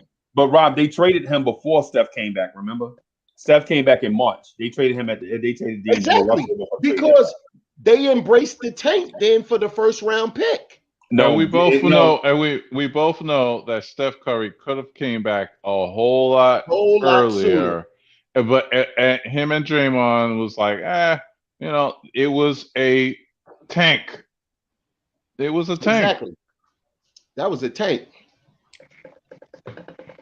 D'Angelo Russell was trash. I agree. Well, he was an all-star. That's why they traded Alonzo never was an all-star. Yeah. D'Angelo Russell is a compiler. He's a jacker. Yep.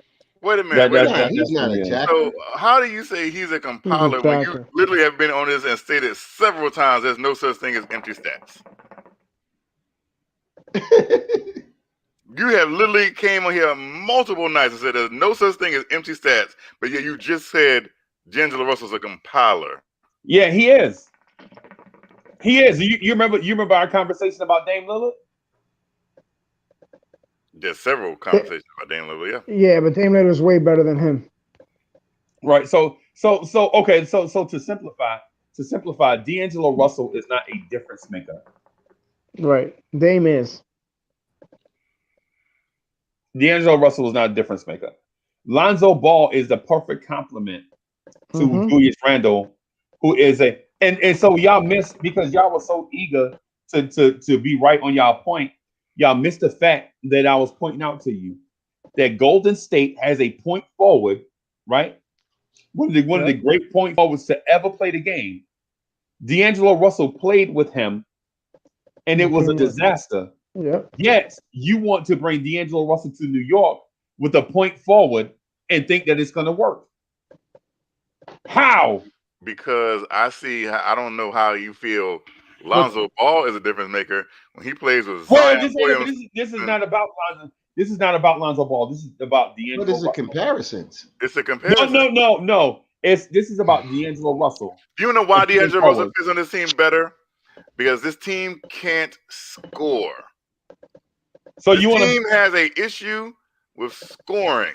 So if I could bring in a guard that averages 20 points a game to help with the scoring, then that's what I'm going to do. Yeah. Okay. Agreed. So what are you giving up for D'Angelo Russell? What are you saying? 2 first-round picks, I would have given up Alonzo Ball. And I'm pretty sure Minnesota would have taken that. If you can give up 2 first-round picks for Lonzo, I can give up 2 first-round picks for D'Angelo Russell. Look, D'Angelo Russell scored 20 points a game and 6 assists. Alonzo ain't never did that. Right. And Alonzo's flaws is that he doesn't take it to the basket. He doesn't go to the basket. So you're gonna have a what guy about who shoots D'Angelo like Russell's flaws? Yeah, well, it's less than Alonzo's. Yeah, what you can point out other than like pretty much like he would probably have to get better on defense, but as an overall floor general, I'll take D'Angelo Russell any day. He shoots just as good from 3. He shoots 43% from 2. He scores 19 points a game. And like I said, he was just a piece, and he did that all in Golden State. But D'Angelo doesn't play the defense that Alonzo does. Yeah, that's what I said. I said he would have to get on the defense. I admitted that. And he doesn't find his teammates, and he doesn't put his teammates in position. It's a game. He finds his teammates. He averages more assists than Alonzo. Listen, just because you wait till 3 seconds on the shot clock and you give the ball to the guy in the corner and he has no choice but to shoot it, yeah, that's an assist. But it doesn't. That's an assist, but it doesn't make your teammates better. It's ISO ball the whole time. Eric, how is Lonzo down there? Hold on, like that. Hold on, Eric, Rob. That's true. I watched him. Me too. I watched him in LA do it. Me too. I got the NBA package. I watched him too when he was playing. Yeah, he's a bad teammate. Guys hated him. I never heard that. I never heard that. He put a video out snitching on Nick Young. As a rookie? Come on, son. And after that. What he did after that, Eric? And Lonzo has played with Julius Randle. They're best friends. What did he do after that? The way he's the immaturity, the stuff he does in the locker room. They had a problem with him in Brooklyn. They had a problem. We called that out in LA. Yeah, I'm talking about in Brooklyn and in Golden State. In Golden State, nobody liked him. Yes, they did. No, he didn't. Yes, they did. You're making up stuff now, Eric. I'm not making nothing up. Now, Eric. I'm my mother. No, don't do that. That's a fact. Don't do that, man. So the thing with D'Angelo Russell is a 20-point per game scorer, right? But our thing is not just going to get a guy that's going to chuck up shots. The dude shoots 42% for his career, 35% from 3, 77% from the free throw line. Y'all are impressed with that, right? Oh, that's impressive. Match it to Lonzo's. All right. But here's the thing. Hey, Brad Johnston, what's good, man? It's good to see you.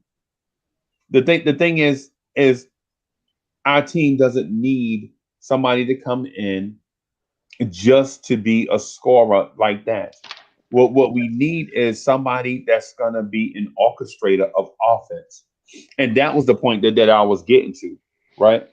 We just automatically assume that just bringing in a guy that's gonna jack up shots. If we just need a guy that's just gonna score, do we just need to go get a small forward that can score? We need both. No, we need a facilitator. That's what we need. Point blank. We need get guys a easy facilitator. shots. Somebody that can manage, like literally manage the point guard position and be a facilitator and know how to control the game. Know how to speed it up, slow it down. Like, you know what I'm saying? Like, we need a guy like that. The game of life said. Being said. The game of life in the chat, he said, we don't need another rat. We have too many already in the subways.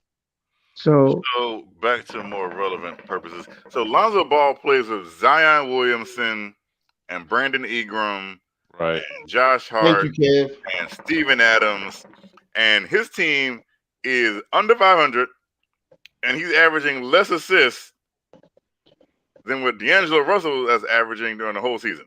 Because and yet he's a facilitator, and he plays with Zion Williamson and Brandon Ingram.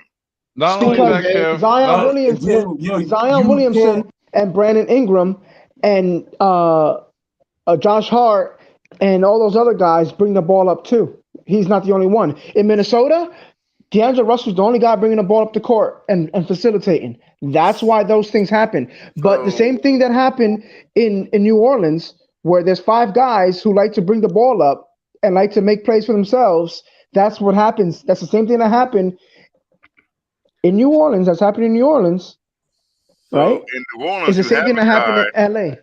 So in New Orleans, you have a guy who's supposed to be a floor general, who they don't allow to be a floor general because they're selfish. Okay. Hey, so how many assists a game does D'Angelo Russell average? Can somebody tell me? Because I heard somebody tell a lie. I don't know if it was Hoodie Kev or Rob. No, he averaged this year 5.6 for his career 6.4. It wasn't me. Oh, okay.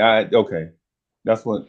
And another thing, the Pelicans believed in Lonzo Ball so much that they ended up drafting Kira Lewis, and they ended up trading for Bledsoe. So they don't even believe he's their point guard for the future. Because he already made clear he doesn't want to stay there. So D'Angelo Russell at point guard doesn't even have a 2-to-1 assist to turnover ratio, and y'all are saying that he's a facilitator. Y'all are critiquing Lonzo Ball, and this dude, for every 2 assists, he has 1.3 turnovers. And this is a guy that y'all weren't talking about is better than Lonzo Ball. Come on, Freezy, that's damn near 2-to-1. So no, that ain't no 2-to-1. No doubt. Personally, what 2 to 2.3? Okay, he's getting 2.34 assists to every 1.3 turnover.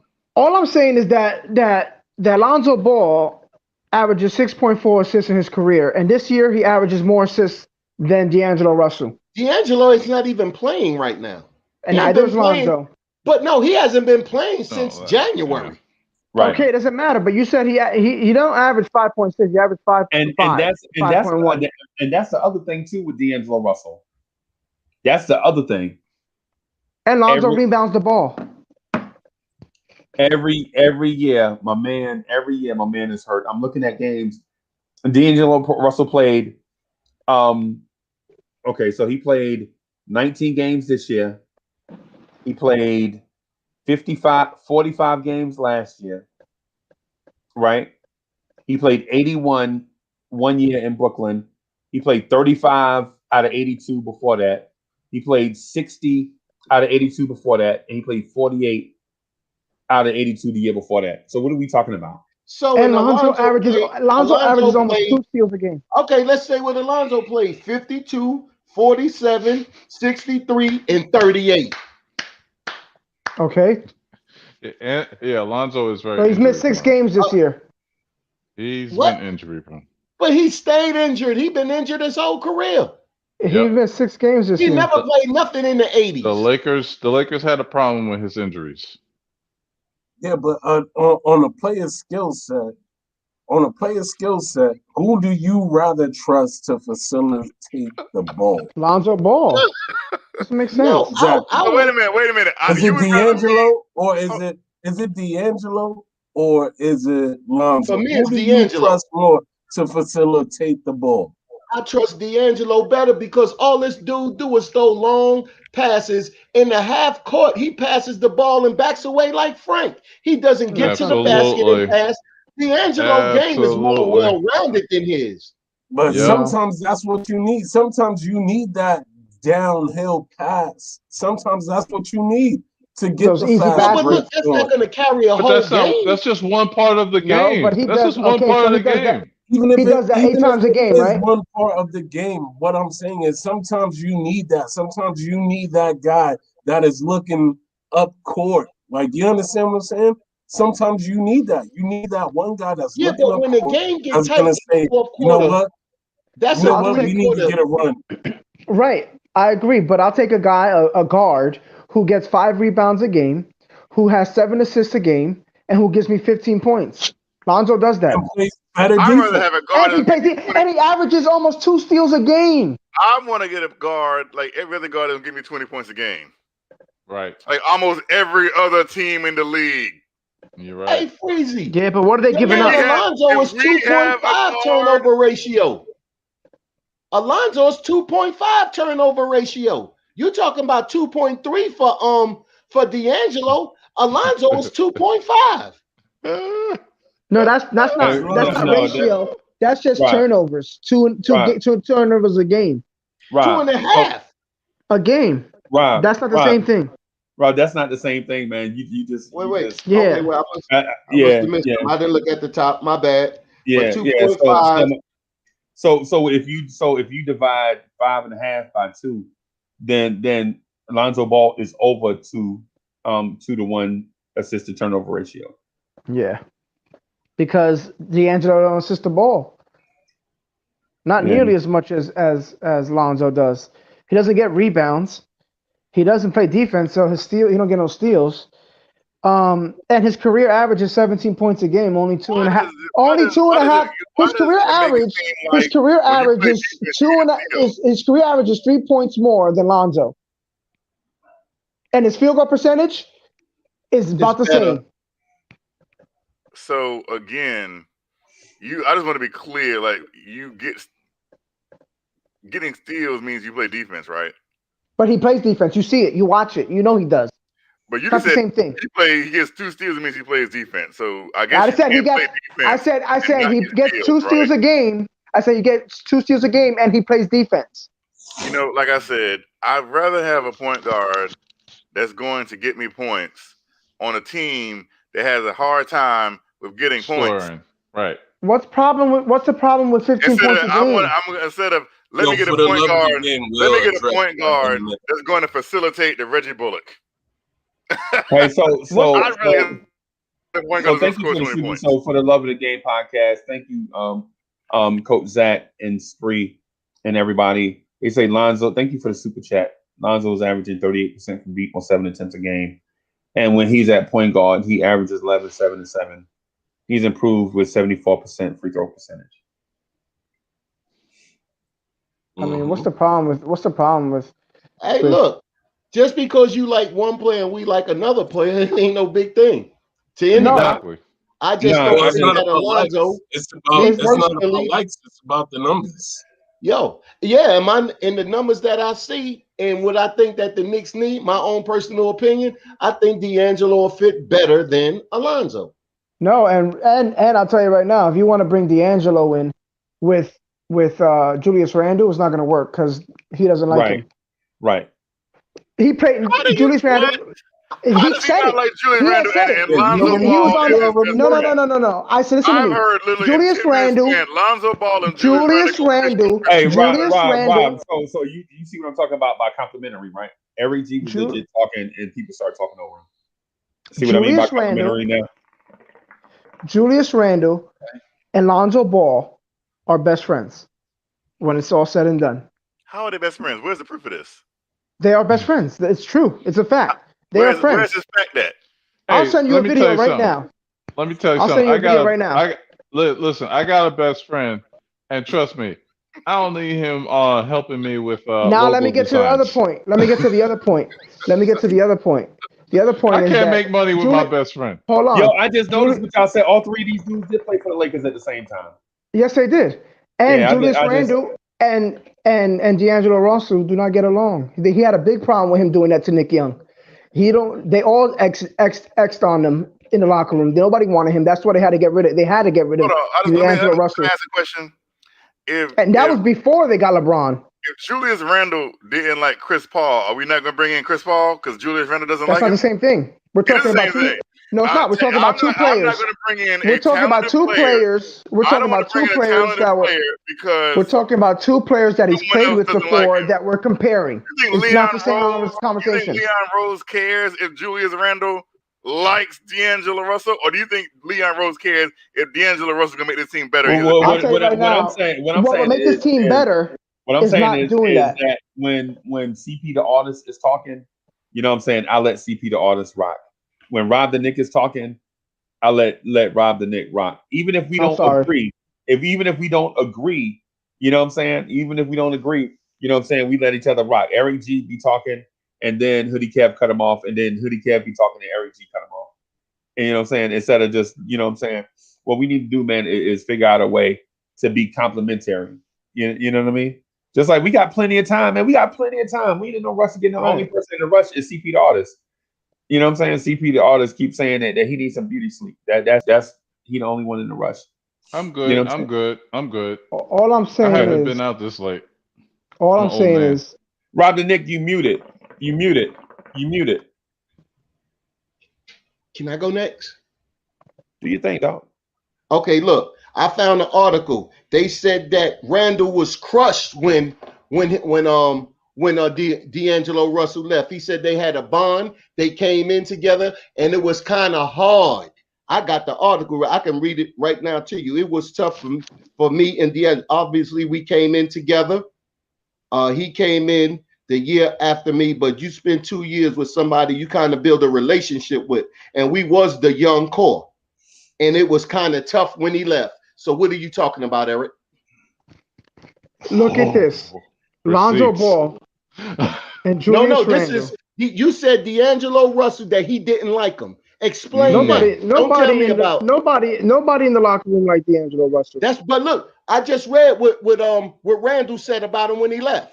Right, and I watched a personal video. Okay, can you send me that video? Not an interview on television. All right, so send me that. You can send what is me he that? gonna say? I don't like that dude. Get him out of here. How many people say that in an interview? You said that. That's what he said. In a personal video. In a personal video. You just said what he was gonna say. I don't like that dude. So it could be in print too. Right. That would be in print too. So my thing is I would prefer Lonzo over D'Angelo Russell, just because I think D'Angelo Russell is not a winner. I hadn't seen D'Angelo Russell play 14 and have that team be a winner. You haven't seen that from Lonzo Ball either. Right. Yeah, but D'Angelo Russell been in the league for 6 years. Lonzo been in the league. This is fourth. It's a lot different. They have the same stats, and the guy been in the league for 4 years, 3 years less. Neither one of them did the winning thing yet. Right. How is 6 minus 4 3? What? What? I can add and subtract. I didn't say that. Eric G said D'Angelo Russell has been in the league 6 years. Eric G said D'Angelo Russell has been in the league 6 years. Lonzo's been in the ball 4 years. Lonzo's been in the ball? Oh, never mind. Pause. Yo, we need to get these likes up, man. Y'all smash that like button for your peoples. You know what I'm saying? We need to get this thing up to 100 likes. We need to get this up to 100 likes so we can get in front of more people, man. Hoodie Cav, what's going on? That's what I was about to say. Listen, that's what I was about to say. Listen, yo, what is good, chat family? You know what I'm saying? Yo, we got Darth City in the building tonight. The first time that you ever seen it is right here. Right here. The first time that you ever seen it. We got Darth City in the building. Get those likes up, man. Y'all know what to do. Click on it. Hit that thumbs up. Get those ratings up so we can continue to bring y'all the real deal. Like, you know what I'm saying? We can continue to bring y'all the real deal. And y'all already know what's on the other side of the coin. Like, you know what I mean? Get those likes up. Smash that like button. Hit it for Uncle Freezy. Because Hoodie Cav wants the Knicks at Night podcast to one day be like the Knicks Morning Drive. Yeah. City, I have to ask you, how's your oxygen in that mask? Oh, it's good. You know, one of the reasons why I wore it? What's that? Cornerstone Kev said something about Darth Vader, right? And then I seen you comment and you said, I like Darth Vader. So you know what? I said, you know what? I'm gonna bring Darth City to the building. Darth Vader is my favorite. He's my favorite character. I love playing the villain. You know, I love playing the villain. Just because. So with that being said, with that being said, just remember, bro, I got the whole whole shebang. I got the whole suit. We need to get we need to get we need to get a nice little outfit for Cornerstone Kev. Wrap him up in Baby Yoda. Make him look like Baby Yoda. Cause he got he's small. He got the bald head. He looks old for his age. Make him into the Baby Yoda. Mm-hmm. I love Kev, man. Kev is my guy. I don't. That's okay. I don't I mean, to each his own. Kev is such a nice, polite guy.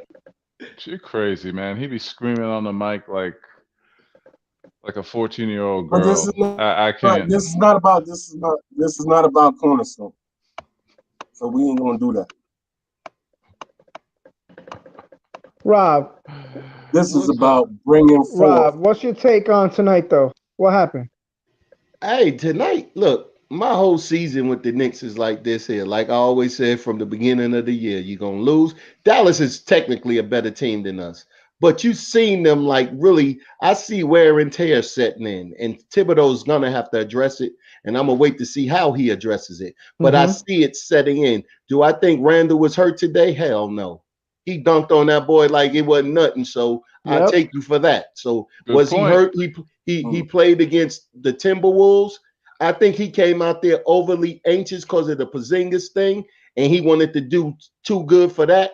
And he started off out of order, out of rhythm and everything. And it carried on the rest of the game. He could never get it back. He got a little glimpse in the third quarter. But other than that, you can see that they was locked in more than us, especially going down the stretch. And then, like somebody had said when I was listening, everybody who was on the injured list, they sucked today. Who played? Everybody who came in played. I don't know who said it, but they was. Except for Reggie. Except for Reggie Bullock. Okay, yeah, you get that for that, CP, because you was. I said the same thing when I was watching it. Except for Reggie Bullock. Yeah, except for Bullock came in, and well. It was like they allowed them to shoot because, but Burks did his thing again. I think Burks should have got more shots. Yeah, I think that they should have facilitated Burks more. He led the team, Burks. Yeah, and he only took like about 8 shots and had 20 points. So I think they should have fed him more. As far as Thibodeau taking out the boys that gave him a lead, look, that's why they call them starters. Eventually, you got to put them back in the game. Exactly. You just can't play that game the whole game because go with the hot hand. Somebody said that true, and that was another true fact. That's wrong. You always got to go back with the starters. I said that. Yeah. And you was 100% right. You don't change your rotation and the times you put guys in because they're hot unless there's one guy doing it. Then you might say, you know what, I'll keep him on a couple of minutes long, but everybody else will switch out. But that wasn't the case. You just got to go back to your unit, and hopefully hopefully your first unit says, you know what, all right, let's piggyback off of what our second unit just did. They gave us a lead. We're comfortable. Let's put our foots on their throat and let's go down. But that's not what happened today. Because if Thibodeau doesn't address it, I bet you this here, Rose and Worldwide West will. If you can't address this, if you don't address it, they giving them enough rope. Because at the end of the day, you work for them. And if you can't address this situation while this second unit keep on giving you the lead and you didn't make no changes to that first unit, this is why we put you here. Right. So you can make these calls. We're not going to interfere though. But if it's costing us wins and it's obvious, we're going to come up with you. We're going to call you up to the office. We got to have a conversation about this. So with that being said, should we judge him right now in his first not at all. Not at all. Or should we judge him after whenever his time is up? Should we judge him after? Because I feel like right now we being petty. Like, you know what I'm saying? We judging him on his first stint. Like, you know what I'm saying? Like the guy just literally came in. Like, you know what I mean? Like, you know what I'm saying? He just literally came in right now.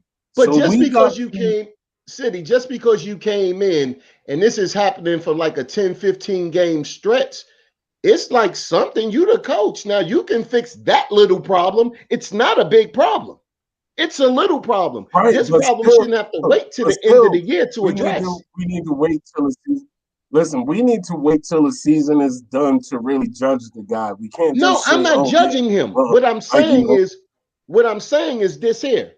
If the second unit is outscoring your starting unit, that's a problem that they get addressed during the season. You don't wait to the end of the season to address that. Obviously, Agreed. whatever change you need to make, I'm not telling them what to make, but it's not in the NBA for your second unit to outscore your first unit every day. Facts. Now, if I but was the that owner happens." or somebody in, if I was the owner or No, go ahead, Rob. somebody in charge, I would have to say, look, what's going on with that? I would have to ask him. I'm not going to just be blind because you're taking away wins from the team when whatever I'm not telling them what to do. What I'm saying is if your second unit is outscoring your first unit, there's a problem somewhere. Yeah. Because the best players on the floor is supposed to be in the starting unit. Because you see when Popovich take out Tim Duncan and all them, he take out all five. But he do bring them back. And then they do perform. That's a fact. We've That's seen a fact. that before. We've seen that before. We've seen teams, right? Right, where their bench overplays the starters and they get the W. Like, you know what I'm saying? This is not an anomaly. This is not no, but not every game. Like, you know what I'm saying? Well, I'm not saying every day, but we've seen this before where teams no do doubt. that. But like, I'm you know what I'm saying? So we can't downplay that and act like, you know what I'm saying, like it's only happening with our team. But it can't become the norm. Would you agree with that? Yeah. I agree. Listen, It can't become the norm. How many times have I said agree. it? I said we go as our bench go, right? Yeah, Have but that's not the that? norm. But then why are you paying? Then why are you playing the starters all the for? money. So you're gonna wait till we got a 15 point deficit just for the second unit to bail us out? No, it don't work like that. No, because it's a team effort. But at the end of the day, like I said, with our team, we go as our bench goes. Like, you know what I'm go saying? as every player on the team goes, man. That's why we have All right, starters so and closers. hey, look, so you give the bench the starters money then. Hey, and the minutes. And the minutes. Listen, you can do all of that or whatever, but it's all about how you perform. Sometimes starters don't perform like starters, and sometimes bench players perform look, as you starters. get that during the course of the season. But what you drinking, Rob? What you drinking? When you see that countering like that, like every game, that's what I'm saying. We got like 15 games like that. But is that what you drinking? What you drinking? Sometimes, listen, is that not true? Maduro. Sometimes bench players play as starters, and sometimes starters play as bench players. I had some Bacardi, but it's all gone. All right. Oh, you drank it? Nah, listen. Yeah. My thing is this: with this team, we can't. If the problem is that the bench is better than our starters, that's a front office problem. That's what I've been saying. It's a front office. That's not a Tibbs problem. You can't take away from the bench to stimulate the starters when then the starters become bench players. When the front office pays the starters to be the starters and got these guys to be the bench. What I'm saying is it's a hard thing to do. You put Tibbs in a bad place. Okay, let me ask you three gentlemen a question.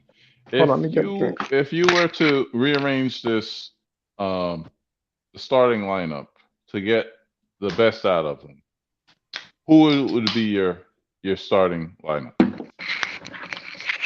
Go ahead, Rob. My starting five, I would have to, and it's just like it's like five. What was the question? I'm sorry. If you would rearrange the starting five, what would it be? Okay, go ahead, Rob. You know what? I would have to. You have to go with Rose, RJ, Randall. For offensive, Randall, RJ. Wait, Rose. What I said? Rose, RJ, Randall. Yeah, two more. I have to go Burke, and then you have to go with Noel's. Okay. Okay, for me, I would have the same one. For me, I would go Rose, RJ. This is tough. Rose, RJ, Burks, Randall, and Noel. Wait, hold Who on. else you got? Who I you might got, go. Taj? Honestly, I might go Taj. Okay, Taj then. Okay. And then only because he'll get those guys. He sets Pick great and roll. picks. Yeah, Yes. And it gives you some easy baskets for the starting unit. And then off the bench, you get quickly with Bullock and what's his Obi and Noel. There's some defense. There's some guys who can rebound. A couple shooters. I mean, who you got? City. So I got Rose, RJ, Randall. I would say Bullock and Mitch. Mitch is hurt. Well, Mitch is out. You have Mitch No, is but everybody would have had Mitch, but Mitch is hurt. You asked me for my five. No, I know, but yes, we did. that's why we all didn't include Mitch. As constructed. Yeah, you know, if Mitch wasn't hurt, I would have went with Mitch. As constructed, then yes, we gotta throw Nerlens in there, obviously. Like, you know what I'm saying? But if it wasn't as constructed, yes, I would go. No doubt, Mitch. So what's your second unit looking like? My second unit would be, let's see, quickly, Knox, Obi,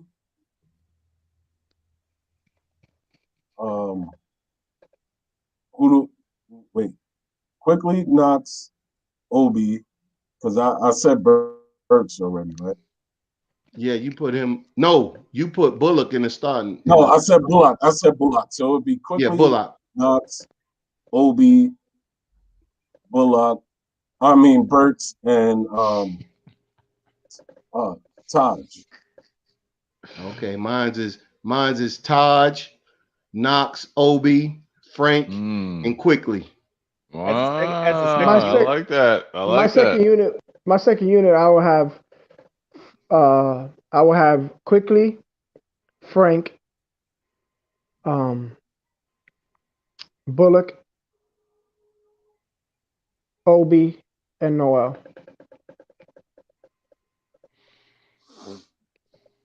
Who you got, Kev? I mean, CP. Who you got? I didn't even know I was even back in. You know, I'm going to have Quickly, Knox, Noel, and Frank, and Peyton. Peyton? Okay. Yeah. You know, because I think that, and you know what? I think that, look, that first unit, it needs a power kick. It needs, because they shoot, because when you got Peyton in the game, that drops your free throws because he's not a good free throw shooter. And so a three. Yeah. Go ahead. You know. Hey, who you got? Hey, hold on, everybody, real quick. SS Cash, what's good, man? This your first time being in the chat, right? Yes, sir. Yes, sir. How you doing today, man? Uncle Freezy. I'm blessed to be here for now. You know what I'm saying? I appreciate it. Yeah, man. Yeah, man. So you hear what we talk about, man. Don't be afraid to come in and chop it up, man. These dudes right here are animals, bro. So you know what I'm saying? So don't be afraid, you know what I'm saying? You right at home, you know what I'm saying? And everybody in the chat, man, make sure y'all welcome our guy. You know what I'm saying? Yeah. Can you put Freezy? Can you put it where we can see everybody's? I can't even like really see him. Nah, I like being ISO'd. I like being ISO. So put him ISO. Ain't Then. nobody want to see a big old yo. light skinned head, Let's man. see Put me him. ISO for Let's sure. see him. Don't Put him put me ISO. ever, Yeah, throw him up Nobody want there. to see a big old light skinned head, man. Oh yeah, don't this is ever, pretty. don't ever This put is me sexy. ISO, please. Look at it. Listen, what up, Cash, man? Welcome to the fam. Uncle Freezy, I'm most wanted. Yo, everybody. Oh man, I appreciate you guys. I watch you guys all the time, man. Appreciate you. Y'all Good, guys, appreciate it. y'all all my talking heads, man. Ain't no Stephen A. No none of that, man. Right. Who's your favorite? Who's your favorite? Who my favorite? Yo, I ain't gonna lie. I ain't gonna lie. Rob be talking that shit. Excuse my language. Yeah. Good looking out, bro. You know what I'm saying? Freezy, of course. I'll be giving it to him uncut. Freezy, of course. Right. You know what I'm saying? Who we got up there? Hoodie Kev. Yo, Hoodie Kev. I'm not even Yeah, that's him in the back. He got took to the principal's office. Hoodie Kev, I'm not gonna say nothing. You a champ up here, and I can't say nothing. Thank you very much. I thought Kev was a champ. Like I seen Kev going court back to back. He was yamming it on people. He was going crazy in the summer league. I'm like, yo, got one. You know what I'm saying? I appreciate that. Thank you. I thought Kev was our guy. You know what I'm saying? I'm like, forget about the kid they put on Denver because he had his back all broke up. Michael Porter Jr. Yeah, he had his back all broke up. So I'm like, yo, we got Kev. Kev is a shooter. You know what I'm saying? But well, you know. Y'all know how it is. Y'all know how it is, man. It looked like some things one day, and then other days, you know what I'm saying? So it is what it is. You know. Yes, sir. I'm here. I'm here to learn from the OGs. That's all. Well, welcome, Cash. We appreciate you joining us, bro. I appreciate all you. Eric, Hoodie Cab, Dolph City, Uncle Freezy, Rob, CP, AD. Yo, I'm here. Act like I'm not here. Yo, shout out to you, bro. Thanks for joining, man. We appreciate the love. We appreciate the Hey, who had that support, man. pineapple? Anybody had that pineapple yet? I had that. Is it good? Banging, yo. You know what you do? You throw a splash of orange juice, right? And orange juice with the pineapple? Yeah, you slice up the pineapples and you put it in the bottom with the ice, and then you throw the orange juice in there with that. It's crazy. Wow. And then you eat the pineapples later, and they're infused with the liquor. Are you gonna get no the orange whopped off the pineapples too? Yeah, that's what I'm saying. You eat them later. You eat them. Yes, sir. Big Eric. My man said throw some coconut juice with it. Wait. Instead of banging with the coconut juice. Wait. AD look like he's drinking Pepto-Bismol. What is that, man? Yo, leave my guy alone. It's pink. Is that Pepto-Bismol? Yo, everybody take a drink with water, man. Cause the other night I got It's one of those nights when you lose the game like how we lost tonight. You gotta find something. You gotta find something to get your nerves right. So what you got? Hey yo, I'm in New York City, and if we all know, something just got signed into you know what I'm saying? I ain't gonna talk about it. What part of New York, Cash? I'm in Queens, brother. All right. Okay, Queens. Shout out to Queens.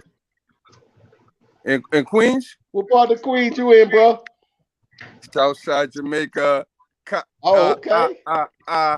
I used to rock in Jamaica. I used to go get the beef patties with the cocoa bread. It is, fellas. See, you talk about the beef patty with the cocoa bread. I'm from Queens all over. Like I'm you know what I'm saying, Jackson Heights. Oh yeah. Elmhurst, Left Rack City, all over Queens. I went to school in Manhattan though. Where you went to? I went to school in Manhattan. Norman Thomas. Oh, you was on 33rd with all the pieces? He down there with all the pieces. Yo, we used to get crazy in there. We played ball too, but we ain't had no actual no court. We ain't had no field. No gym. Yeah. We had 10 food courts, but no gyms. Yeah. Y'all had all the girls though. Sure, I know we used to leave Junior Richmond just to hang out when they got out of school. Come on, Rob. Man, I forget I that got, Nigga all had the a lot of beautiful women. I'm 32, Yes, it Rob. does, I might look CP. old tonight. Oh man, I forgot about that. Oh, I got 3 babies though, man.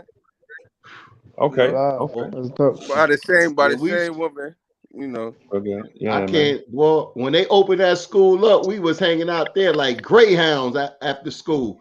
We used to get out first, take the train down to Norman Thomas and wait. When I went there, they had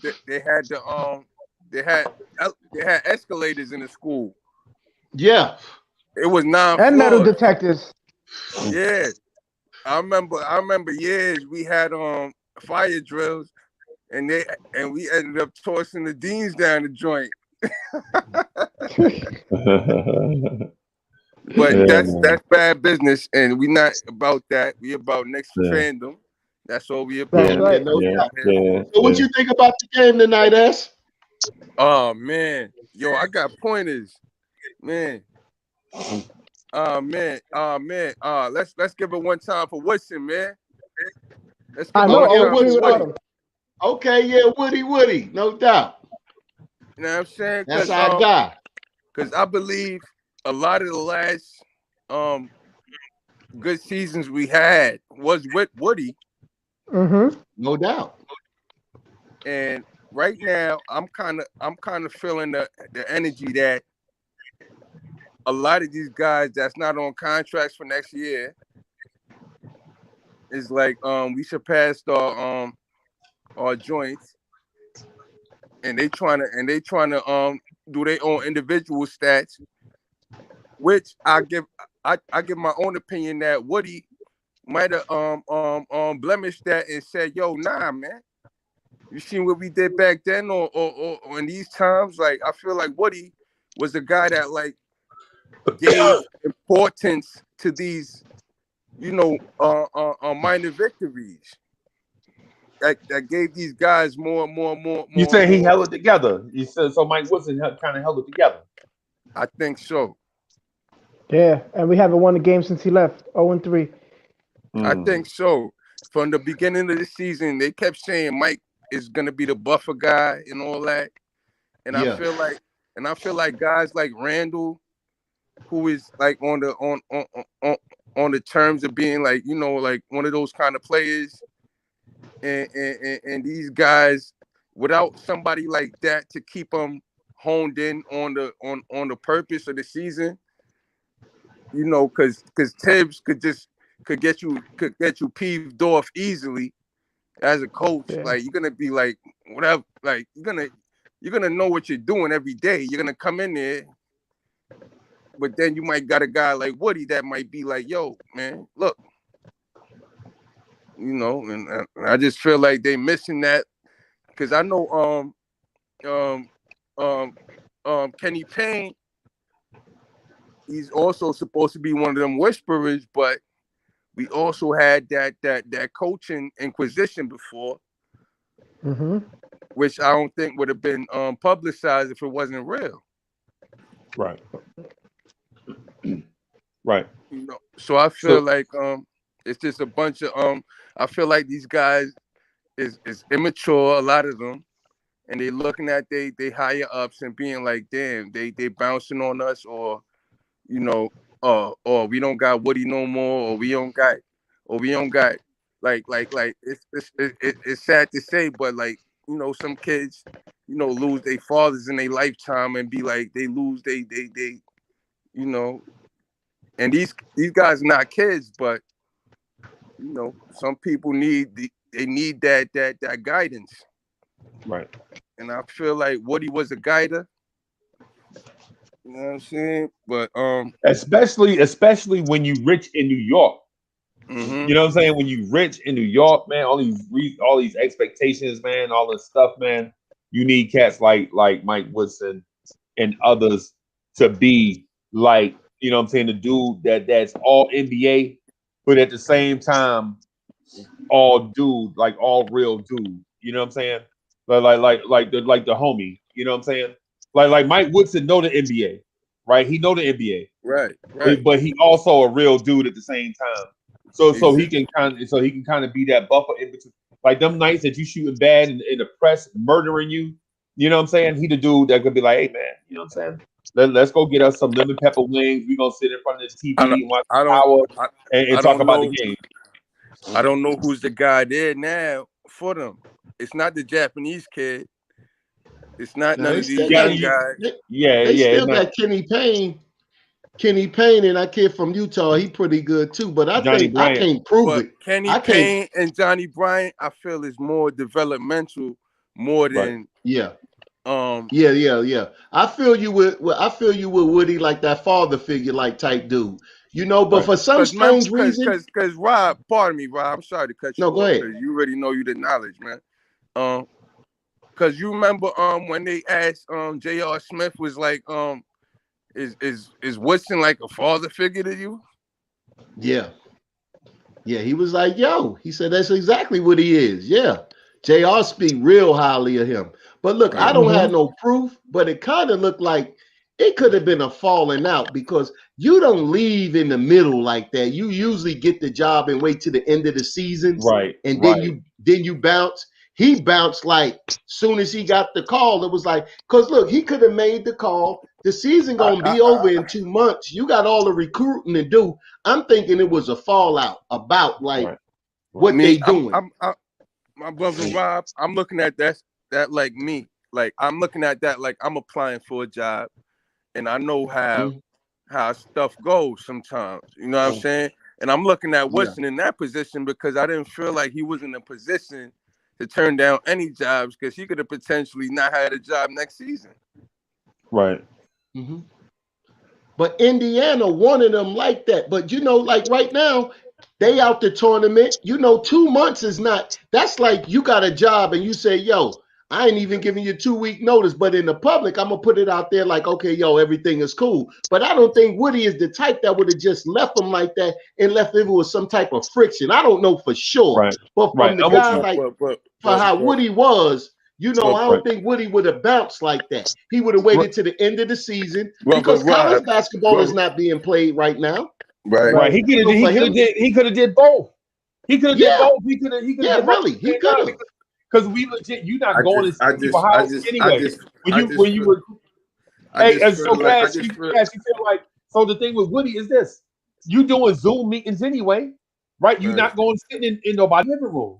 Okay. It's not like that. It's not like 3 years ago before this pandemic where you go. You know what I'm saying? It's the kid and his mom's y'all in the living room. She done cook mac and cheese and y'all drinking Kool-Aid together. Nah, y'all doing Zoom meetings and but telephone calls. also on top of that, let's take a look at his exit statement. You know, it was not what you would expect it. He was the first thing he did on his exit was praise up Dolan. Right. You know, so maybe that was a thing where like maybe we got another Kentucky connection, which I seen other people said. You know, maybe listen, like Dolan got billions, man. This guy was praising Dolan so much where it could have been a situation where Dolan like, yo, go over there and get some players and start another farm for us. I don't know, dog. I think it's Tibbs. I think it's Tibbs rubbed everybody the wrong way. It ain't just players. It ain't just players. Because Minnesota's beef, the Timberwolves beef with him was not that he rubbed players the wrong way, but he rubbed the franchise the wrong way. Yep. You know what I'm saying? People in the building. No, I was talking about Woody. No. I get what you're saying about Indiana. I'm sorry, Freeze. I got you wrong just now. Nah. I know what I'm saying is this because I understand what you're saying. You like, yo, we got Woody at Indiana. Now, if Indiana got any good players, we got inside intel from Mike Woodson. You know what I'm saying? You know what I mean? Or if we don't have him on the radar, Mike Woodson can put him on the radar because see him. He's like, yo, I got this dude in this gym. Y'all need to keep an eye out on him when it comes time to such and such. You know what I'm saying? But my thing is I think it's a deal where it's Thibodeau maybe rubbing cats the wrong way. Yo, so we got 6 people up here. Hey, I'm gonna get off the screen just so that y'all can. Please, Freezy, please stay on the screen, man. I'm here for you, brother. I just want to say one thing. All right. I'm okay. I'm gonna boot Rob the Knicks then. No, I'm just joking. Hey, Rob, I'm just messing with you, dog. Let me say one thing. It's like all right. So, man, that just slipped my mind. Damn. I wanted to say something as far as man, with Woody. Maybe he's getting paid more, right? Would that have been a good deed as far as like, you know? Hold on. We got a slow down. Chat. Breaking news. Got Beck. What's going on? With $100 super chat. $100 super chat. News. Hell, ding, ding, ding, ding. Everybody got to take a shot. Ding, ding, ding. Mike Breen, bang. Hey, so everybody got to take a shot. That's breaking news right there. City, you gonna do the super chat? Dolph City? Freezy, you got to do that one. Yeah. No, Dolph City is the point guard, man. Dolph City is the point guard. Oh, damn, $100 super shot that said Bronze Tears. Had your name in it. That's on you, Freeze. So praise to Blood Orange Tears. You get I can't see. So we say praise the Bronze Tears. You get us all through all things of y'all. And so Lawrence Tears, just for people that's not just for you, Bet. Yo, Lawrence Tears for those that's watching. Yo, it's so Lawrence Tears is not just one guy. It's everybody. This is Lawrence Tears family. It's for all of us that jump on at night and in the morning to fellowship and talk out these things that we all beloved. It's about these Knicks. And we get on here, man. Sometimes we tell stories, and sometimes we be pointing out our points of view or whatever. But regardless of the fact, Lawrence Tears is a family. Don't y'all forget that, right? I ain't talking about the video chat because the video chat know that. The video chat know that. They know we are family, right?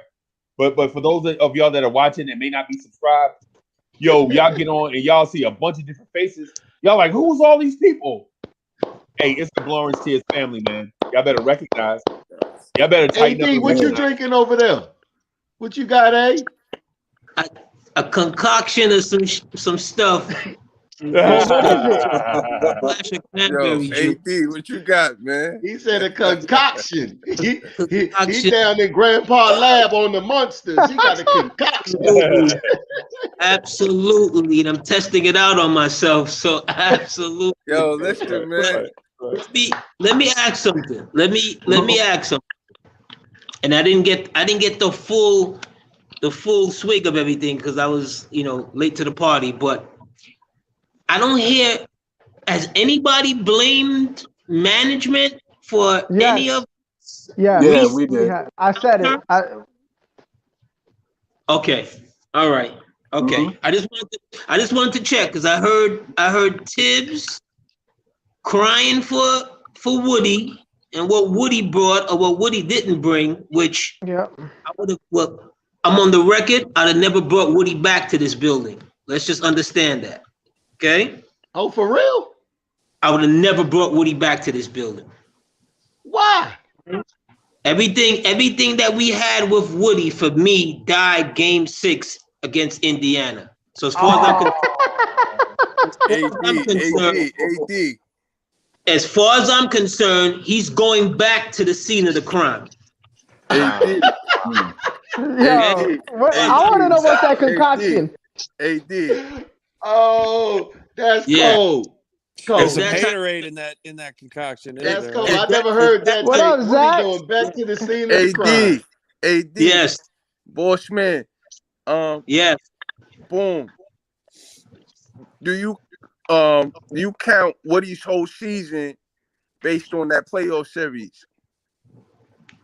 I don't count Woody's whole thing based on that, but this is what Woody had that a lot of people don't realize or don't remember, not realize. He had a coach in the wing on the floor and by his side named Jason Kidd helping him out. Right. He had another top professional from Europe, Prigioni. Right. Yep. Right. He had Raymond. He had a lot of old heads on his team. The only young boy he had on his team was Schumberg. Right.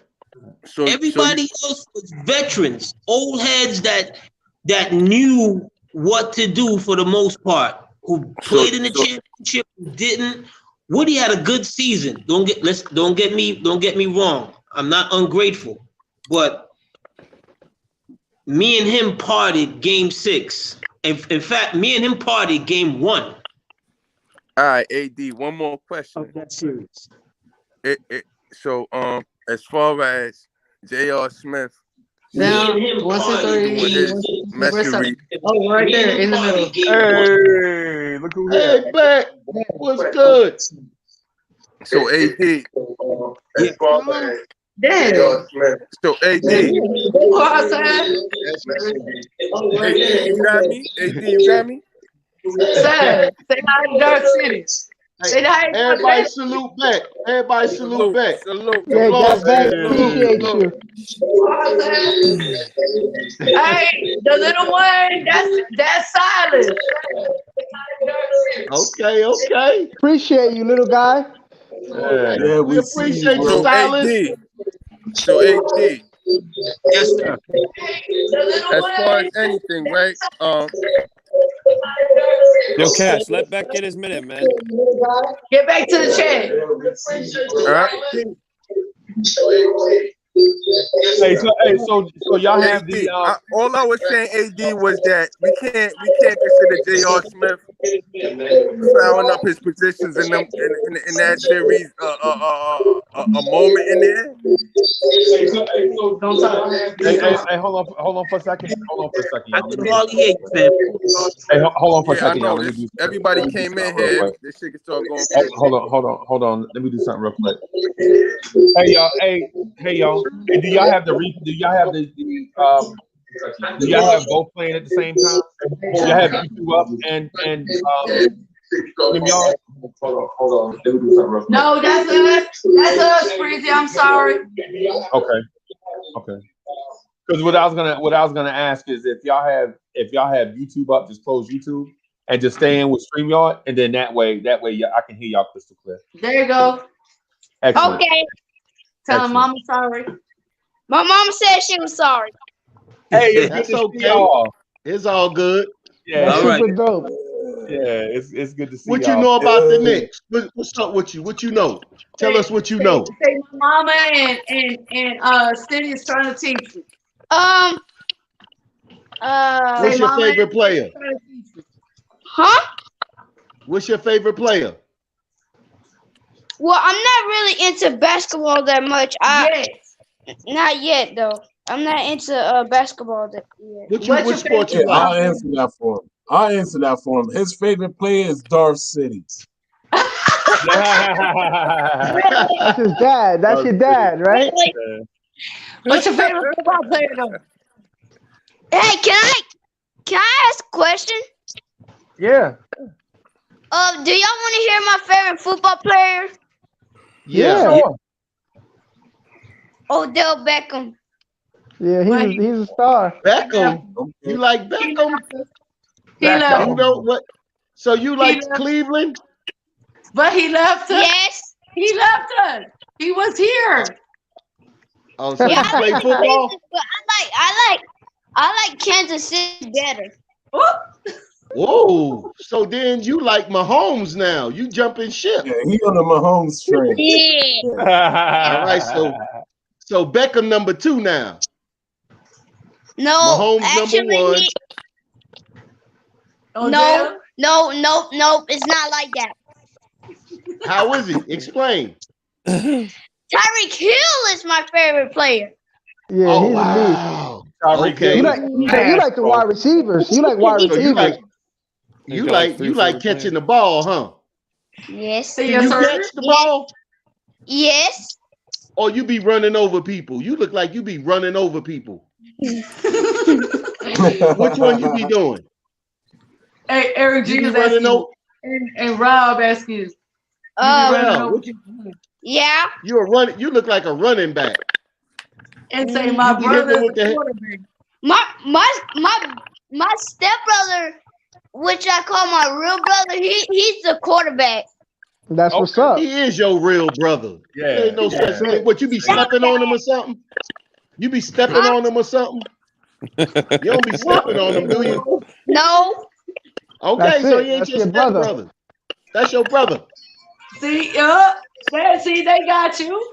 Yep. Wow, we got the whole chat ready. Yeah, man. So Listen, look, go ahead. we appreciate you for that super chat. We gotta learn some more about the Knicks, and then you'll get more about basketball, right? That's right. Right. Right. You already know. You got to tell your Uncle Freezy. You said I'm not ready. Look. No, mommy Look at us. We're all on TV right now. Hey, look. Oh, he want to see himself. Hey, look, you're gonna be able to look at the replay. I love it, man. You're gonna be able to look at the replay. Hey, listen, you're gonna be a superstar, bro. Just do your thing. Do your thing in school. Yeah, and play your sports, and you'll be a star. That's right. Hey, look, Yes, we gonna be looking Dark for you City. from time to time. Freezy may set up a kids' day, and then kids got to come on and run the show. You better ask your Uncle That'd be cool. Listen, in 20 years, we'll be talking about you on this chat. He knows what he's talking about. You say your baby talking to you. Huh? You know what I'm saying? Dark baby talking to you. Yeah. You understand? Listen to Dark City, because listen here, man. Keep doing your thing, man. Keep doing your thing. When you want to jump on, you jump on. When you want to jump on, you jump on. We got love for you. That's right. We respect it. You understand? We respect it. My God, got inside and about it. Let's go. Get those likes up. Get those likes up in the building right now. Y'all know we here. Y'all know we here. Y'all know we here. This is the Knicks at Night podcast. And we here. Y'all got Dark City here. Y'all got Uncle Freezy here. Say, teach me Y'all more got about the game. here. Y'all got Eric G here. In the building. Y'all got the whole panel. Everybody is in the building. Don't make me get into my Dark City, shout me out, Dark City. Dark City, do Hoodie Kev. Do Hoodie Kev. He loves his He loves his Knox in the action figure. Hoodie Kev is an action figure. Hold up. No. Hoodie Kev is an action figure. Do the Hoodie Kev. Right now. No. Are you kidding me? Hoodie Kev needs his Knox. Do the Hoodie Kev. What are y'all talking about? Are y'all He needs his Knox. No. Here's the thing. Here's the doing thing. his best. Right? Nah, we need to do this. No, hold Love on. it. Oh, shit. Excuse my French. I did not mean to cuss. So that is ridiculous, Star City. See, here's the thing. No. I apologize. I truly appreciate that. I am such Scarface in my TV. I did not mean to cuss. I apologize, Freezy. But we didn't hear you. Listen, see, now you're telling on yourself because we didn't hear you. Oh, I said the S word. I said the S word. I apologize. I'm old school. I said, oh. Hey, look, don't write a statement on yourself. We didn't hear you. I Yeah, apologize. but so we lost last night, right? And we got some big games coming up, right?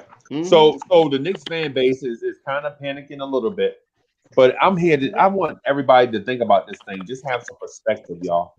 You know what I'm saying? Instead of us panicking and about to feel sad, what we should be doing is embracing this moment, because this moment feel good. Last year, this time, we were terrible. We were terrible this time last year. Now we are really good. Give me this. So No. One thing, last year this time, Freezy. My head's too big, too big. We was looking at that draft pick, right? Like Sunday dinner, man. Right. We was waiting on that thing. Like we was like, oh man, that draft pick is everything. Now this year, we looking at that draft pick like, okay, it's expendable. Right. Now this year, we looking at that draft pick like it's expendable. Now I know how to sit back and relax, man. Right. So is that what we doing? We taking our bows right now. We taking our participation trophy right now. We happy with it? Wow, I ain't even doing that. Ain't no I was just waiting on my turn to speak. Okay. Ain't no participation trophies. It's just the growth. As far as last year, you was in the lotto, and as far as this year, so much funner than watching. Everyone, I would love to stay and chop it up with y'all. But because I'm such a good friend, I'm not going to Fayetteville. I'm going to go pick up one of my friends and take them home. And Rocky Mount?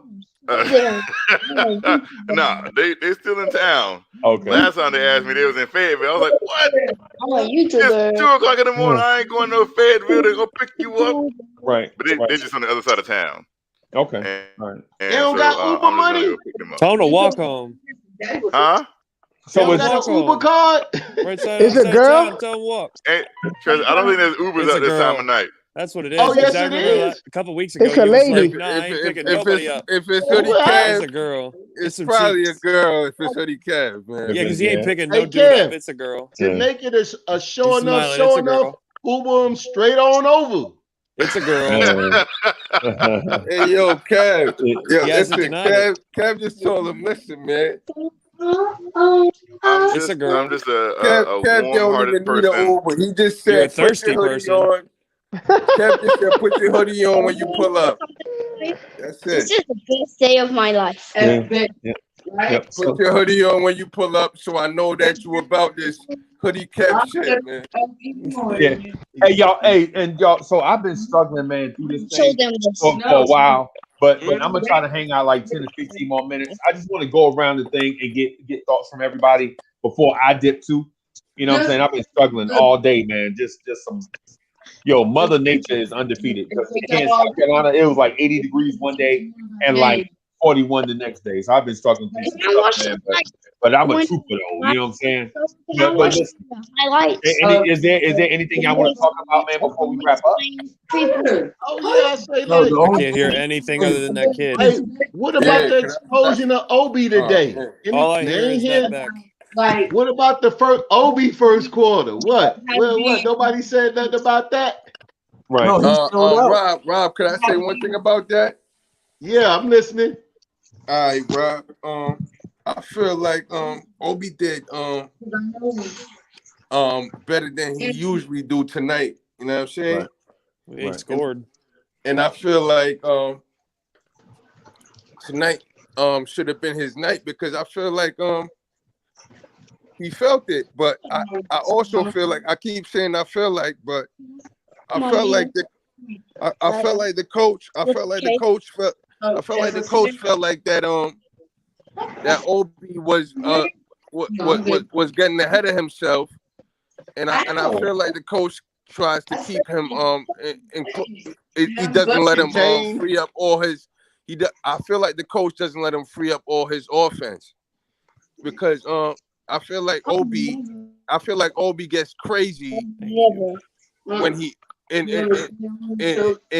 moments of like big teams and like big moments. I feel like he gets going, and I feel like the coach sees that also and be's like, yo, hating on him. So what happened with Timberwolves? What happened with the Timberwolves? Why you ain't get crazy with them? Right. Or the other however many games this year. I think just like this here with this game right here, like during the season, when you start recognizing, it's like when you go to a new school and you walk into that class after you coming from signing in and everybody's sitting down, you don't come in there all rah, rah, rah, rah. You come into class, you know, you peep it out, you sit down. That might go on for a week. You might meet one friend, you meet the one friend, and then about 2 weeks, you comfortable. That's how I look at the NBA season. Right now, I see Obi like 3 games ago. He went to the basket in a way that he wasn't going before. So I feel as though he's starting to get it a little bit. Now today, the confidence kicked brother in. Rob, was that based on Brother Rob, was that based on time or was that based on opponent shit? I think it's based on time. Tell me where you're I think he missed the first 10 games. So now he just trying to. Hey, that back. I'm gonna mute y'all for just a second. Okay. Because not you, Rob. I'm gonna just okay. mute for a second so we can hear. Yeah. So, okay. Yeah. So I feel as though that now that it's like that first class syndrome 2 weeks ago, 2 weeks in, a month in. Now you feeling comfortable in your surroundings. Now you can start being yourself. He started going to the basket harder. And it was one layup that he went in there and he did, but it was supposed to go in. But the bodies that he moved out the way going to get it, he wasn't timber with it. He went in there with force. And today was what I seen then. Now he just made a couple. Now I feel as though let him go. Let him go. Tibbs is gonna have to try to make an adjustment to get this man some more minutes. Even if it comes at Randall's expense, so you can even save Randall for the playoffs. Even if it comes at his expense, you have to do something now because Kobe is more aggressive. I seen the same thing, no fronting, and I seen the same thing, no fronting too. When Knox went to the basket at one time and he ain't go all season, and he made the shot, and Tibbs still pulled him. So that's a Tibbs thing. I ain't gonna worry about that. But I'm seeing what these players are now starting to do on their own little level. I'm not looking at the big picture because I look at how he had Butler and he had Levine, and they both praised him. But when you look at their first seasons, it looks like Obi and Knox. Yep. So I don't count Knox season before Tibbs got there because you got to count the age.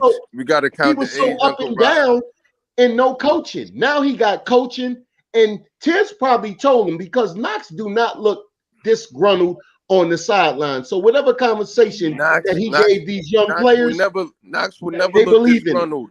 As long as you're giving this game to play, as long as you can play Fortnite, it will never look disgruntled.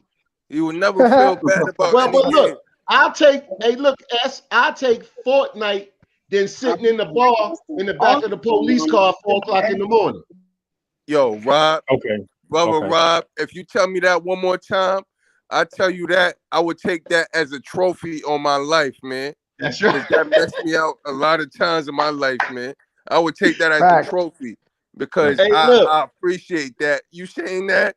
I know what you're talking about, Brother Rob. Right. You know what I'm saying? Because I ain't play. I wish I would have played video games myself. Hey, look, that's why I pulled the Escape from the New York, SK. I already knew what it was. That's why I escaped New York. I had to get the hell. Right. Yo, Freezy. Can I ask you a question? Yo. Ah, man, y'all breaking up on me, man. Can I ask you a question? Yeah, man. Yo, Brother Rob, you can say that one more time after you said Escape from New York? I said, look, that's why I had to escape from New York because of the back of the police car. Right. I had to straighten up. Brother Rob, man, I'm trying to get out of New York. I'm trying to get a transfer. I'm in the PO. But yo, man, it's real. It's real. They just everything I got locked up for in New York, they just made that shit legal almost. Next thing I don't know what's next. You know what I'm saying? Like, it has to be good behavior, bro. You just got to slow it down. I'm you know what I'm a working man in my family now, and that's all I do. But watch also, some Knicks basketball. That's right. And opportunities, hey, bro, opportunities is gonna come. You stay on that path. Opportunities is gonna come. I told everybody I could say, man, I was depressed, and Knicks basketball kept me afloat, man, because I had nothing else to look at but going outside. So I said, shit, excuse my language, I could stay in the house and watch some Knicks basketball, and I could save myself from a lot of apparel. And now you got us. Now you got us. And this is my first time on the chat. My first day, I was running through all it because, like, yo, man, like, yo, I'm a self-conscious brother. Everything like that, like, I'm, you know, but you know, being here, I could talk about. This is the only thing I know to talk about.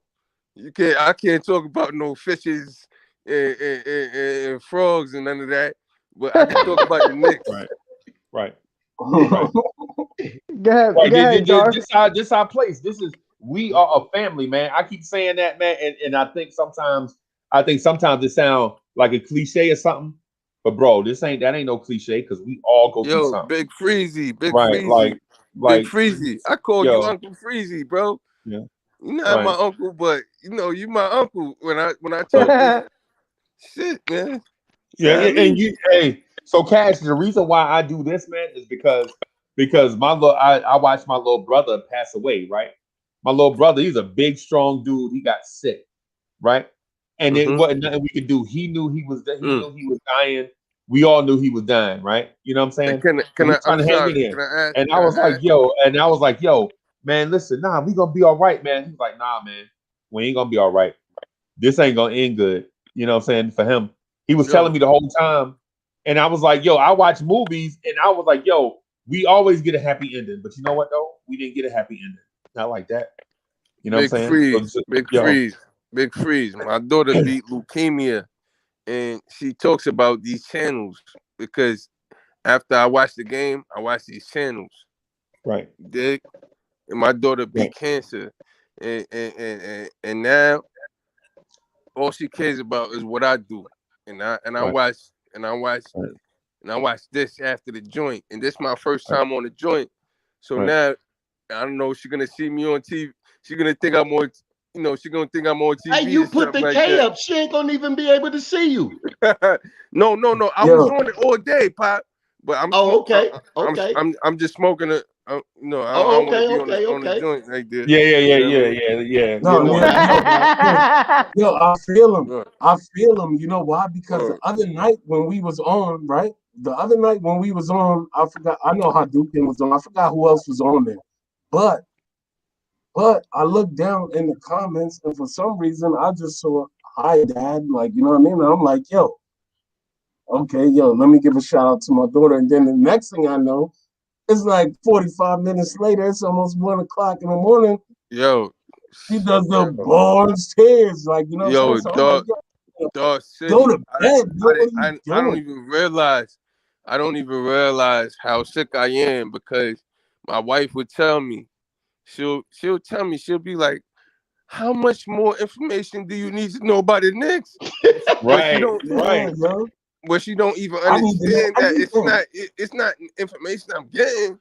Like, we all kicking ideas off each other. We not front office and none of that shit like that. But at the end of the day, man, like if front office ain't making no moves, man, let's talk that talk. Like, Right. We need to know everything. That's why we here. And this is why we do the things that we do, because we need to, or I wouldn't say we need to. We are able to speak about it. I need to. Me personally, I need to. Like, Knicks, man, I had homeboys that told me, yo, stop taking that shit so real, bro. Right. Stop taking it so real, man. I can't help it though. I know some of my homeboys. I know some of my homeboys. Some of my homeboys be like, I can't even hear from you if the Knicks lose for like 3 days.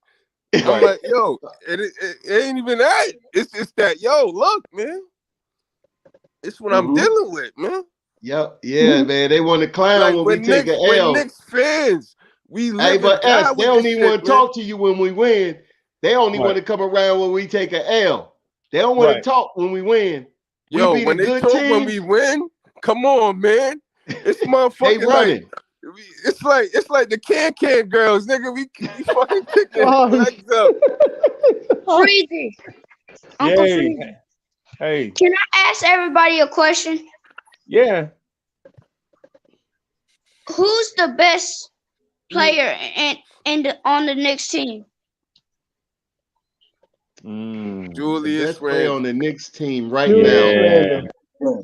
Mine will be. I would have to say, Julius Randle. I would say Julius Randle. I would say Randle too. I would say Randle. And Nick, I would G, you want to answer that? Yeah, Julius Randle, hands down. No, you want to answer the alarm? Your patience alarm? How about that? Look, I would also I know that sound. Who's your best player? So everybody say Randle except for Kev. Where Kev at? Oh, Kev's gonna say Knox. No. He's gonna say no. No. Y'all be playing with Kev like that. No, Freezy had the best impression. No, Freezy had the best impression. Ask what you got to say about Kev. What you think? No, Freezy had the best impression of Kev the other day, and I can't do it, but Freezy can.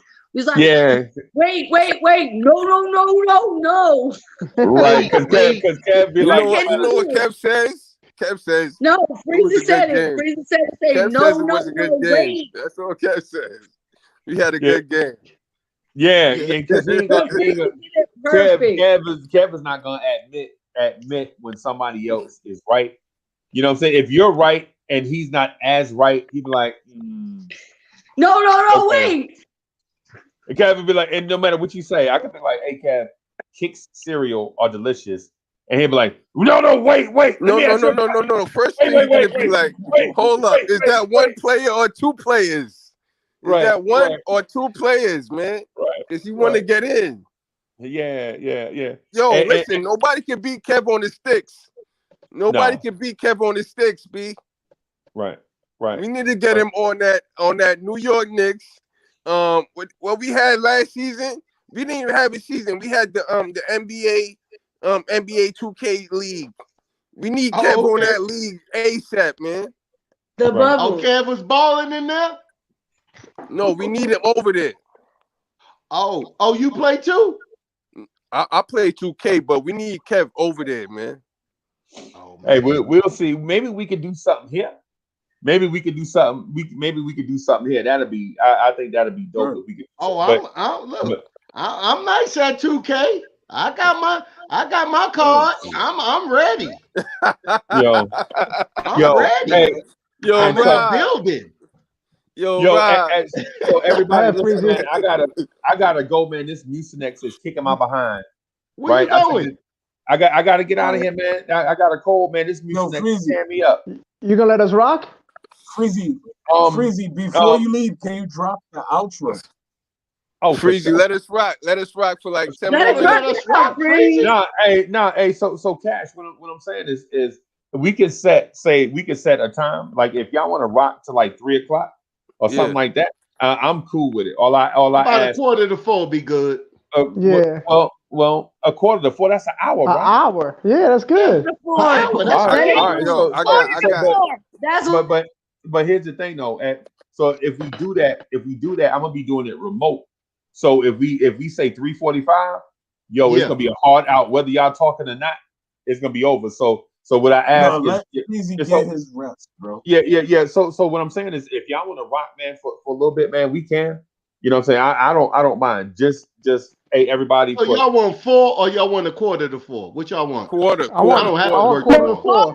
No, we want Freezy to get his rest. 4 o'clock. We want Freezy to get his 4 o'clock. Freezy. Freezy, they want 4 o'clock. No, so I can't do 4. How about we do a 3:45 then? Yeah, and then what we'll do is at somebody here, make sure at 3:45 that when we get to about that time, we do a soft wrap up. Like somebody thank everybody for participating, and then during that time, praise them out. crazy. And then also what Big we'll do Freezy, is Big at that Freezy. time, yo, Big Freezy, you all appreciate it every time. If you ever see my face, man. The baby mama was Big Freezy, man. You the Don, you the God. yo, man, yo, we doing the best we can, bro. You do this late night thing, man, and that's for the people that, you know what I'm saying, that work long days and all that. And I'm gonna be up at 8:45. Yo, he got 2 shows. I will be too. And you're gonna be on my show too, Freeze. I will be too. Yeah, and I'll be up at 8:45. So City, man, hey, City, I'm gonna pass you the reins. Yo, what's up, man? Can I be on the morning drive? The morning drive is early, bro. I can set the time. I can set the time. It's 8:45, and we coming with a lot of energy. Say, that energy now, boy. Get that energy up. Oh, he said he waking up like it's a school day. Okay. he gotta put the morning drive they on spring break. Cool, man. Well, I'm in New York City. Everybody on spring break till Monday. Right. We don't care. Right. Oh, who don't care? So you better read a book, brother. Hey, City, you the man at 3:45. And even I'm playing the outro. And even on Monday when they go back, you gonna play the outro? Hey, bro. Hey, was that Freezy rapping in the outro? What's up, man? Hey, City. What else? Was that Freezy rapping in the outro? Talking at once. Yo, we got to do one person at a time. Though. Okay, let me say this. I got a question. Freezy, City, was that Freezy rapping in the outro? Nah. No. Who was that? Hey, That's yo, that Rob, you know I really rap too, but that's here nor there. Oh, somebody put together some lines on the outro. Is it the same one from the morning drive? That was Beck. Beck did that. That's why I asked them to drop the outro before we bounce. Oh, that was you? Yeah. Y'all got him. Okay. Y'all got him. Because you asked them. I ain't know who it was. I thought you. Oh yeah. Hey, you got some little skills right there, baby boy. I like that. Let's get you came back off. to it. Look, I was wanting to hear some more. But it got cut off quick. No, that wasn't me. Yeah, tell him. Who was it? Energy. Tell him. I don't know. Say that was sad. That was my mama said that. My mother said that. No. See, y'all let me. I'm gonna have to call him and find out who it was. Where's that? But yeah, somebody had a no, boy. All right, yo, guys, how we felt about RJ tonight? He played like trash. What else are we talking about? Played like trash. He had a bad game. People had. You know what that was? That That wasn't a bad game. You know what that was? What RJ and them did? This what RJ and your boy did. They concluded together that they was gonna bust Dallas up just because of it's so much pressure on the game, and they failed. Yeah, but Rob, what I was it was a bad game. But listen to what I just said, Zach. I did. I agree with you. You gonna let me finish? You gonna let me finish, Rob? Let's go, everybody. Everybody. Hold on, everybody. Real quick. Hey, let him finish. Let somebody else talk? Let him finish. Who's talking? Let Zach finish. Let Zach go. Hold on. Can I speak?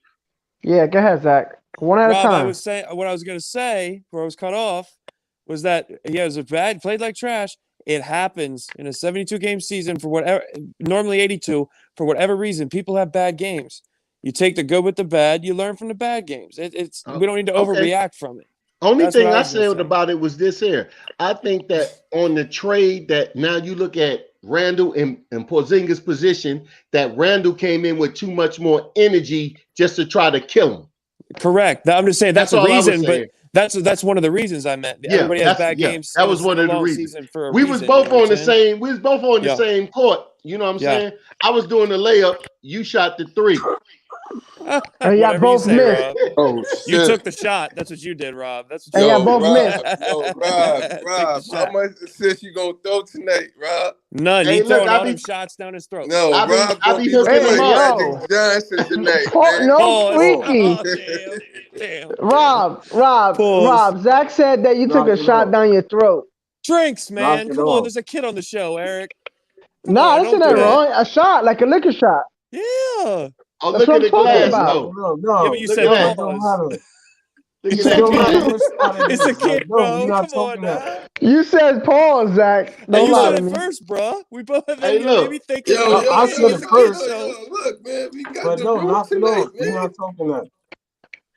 Oh, my man's Yo. in them is back. He's back. Who? What's that? up, SK? Oh, the K. Yes. Oh, no, look. there What you you got? are. What up? No, Hey, look. my What you man got Z, about my RJ? man Z see me in the other room. Yeah, he was on Ron earlier. Yeah. My man Z Okay, was like, okay. yo, all right, I'm here. What we dealing with? Oh, Hold man. on, I got You something. sound like DMX over there. What you gonna do? You gonna bust one for us? What you got? I Come know on, you from Queens. I know you I got got it, something. Rob. You know I got it, Rob. I'm just taking it easy, man. Oh, you in the building now? You fam now?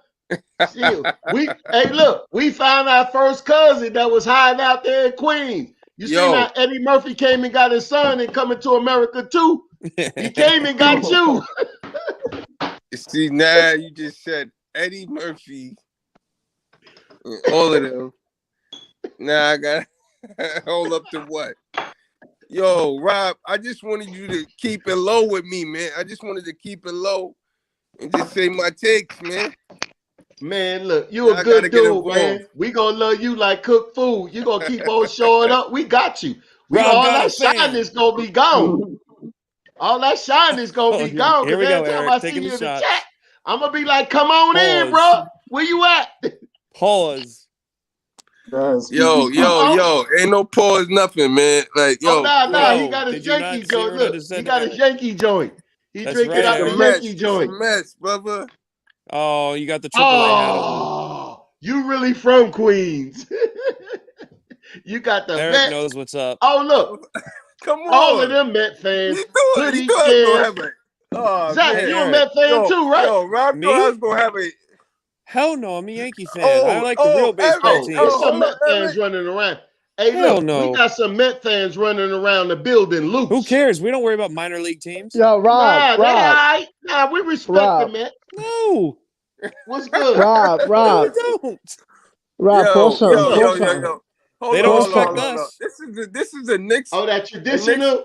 Yo, Pause. Z, why you gotta come at my team like that, Z? It's all love, bro. I'm making jokes. That's what I do. You know this.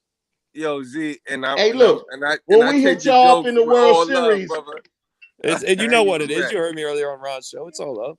Yeah, you know how we play. I'm just telling you, look. man. Yo, this is for my fam in the chat. You already know, for my fam on the panel. Oh, welcome, SK. My man's in here.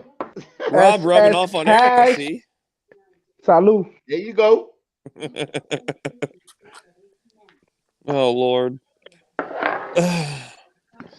Eric, I need you to perform. Follow my finger, buddy. Follow my finger. Then you get a free. Then you get a brewski, a new joint. Field sobriety test, boys. Follow my finger. My brother Eric sipping. I'm not going nowhere. I'm in the crib. He chilling. I'm in the crib. I'm chilling. I ain't going nowhere. I ain't picking up nobody. I finally got my puppy to sleep. Finally. Stupid dog. All he does is bite me. You put him to sleep yourself, or you let him go to sleep? No, I played with him, and he finally went to sleep. Hey, pause. Oh, stop it. It's a dog. Z, my bad. This shit keep breaking up. Damn it, whenever y'all talk. What you said, Z? He said he played with him and put him to sleep. Listen, I said, dog, pause. he's a pit bull husky mix. You know how energetic them I things said, no are? freakies, Cash. No freakies. You and Zach be on some other shit, man. I'm starting to peep that. What y'all be talking about? Eric, and it'd be mostly you, Eric. What you be on? It'd be like, you be like, innuendo things going on. What you be talking about? What you mean? What you mean, I Rob? don't What know. you You drinking said tonight, Rob? something You to getting him. crazy? He said You need something to be back cut to off, you. bro. It went back to me. Like all I said was a shot, and then everything said Oh something no! going What happened down. was, And listen, no. What happened was, you said something about a shot. I don't know what you said, but then Zach said, "Oh, the only shots Rob takes is the shot down his throat." No. What happened was. So I said, Rob "Whoa." said no. Rob said. That's it. Rob said about the layup, and I shot the 3-pointer, and someone said Rob dishing it out. I said, yeah, the assist. Rob Yeah, don't SK share said any the assist. shots. I meant liquor. You don't got to do that, Paul.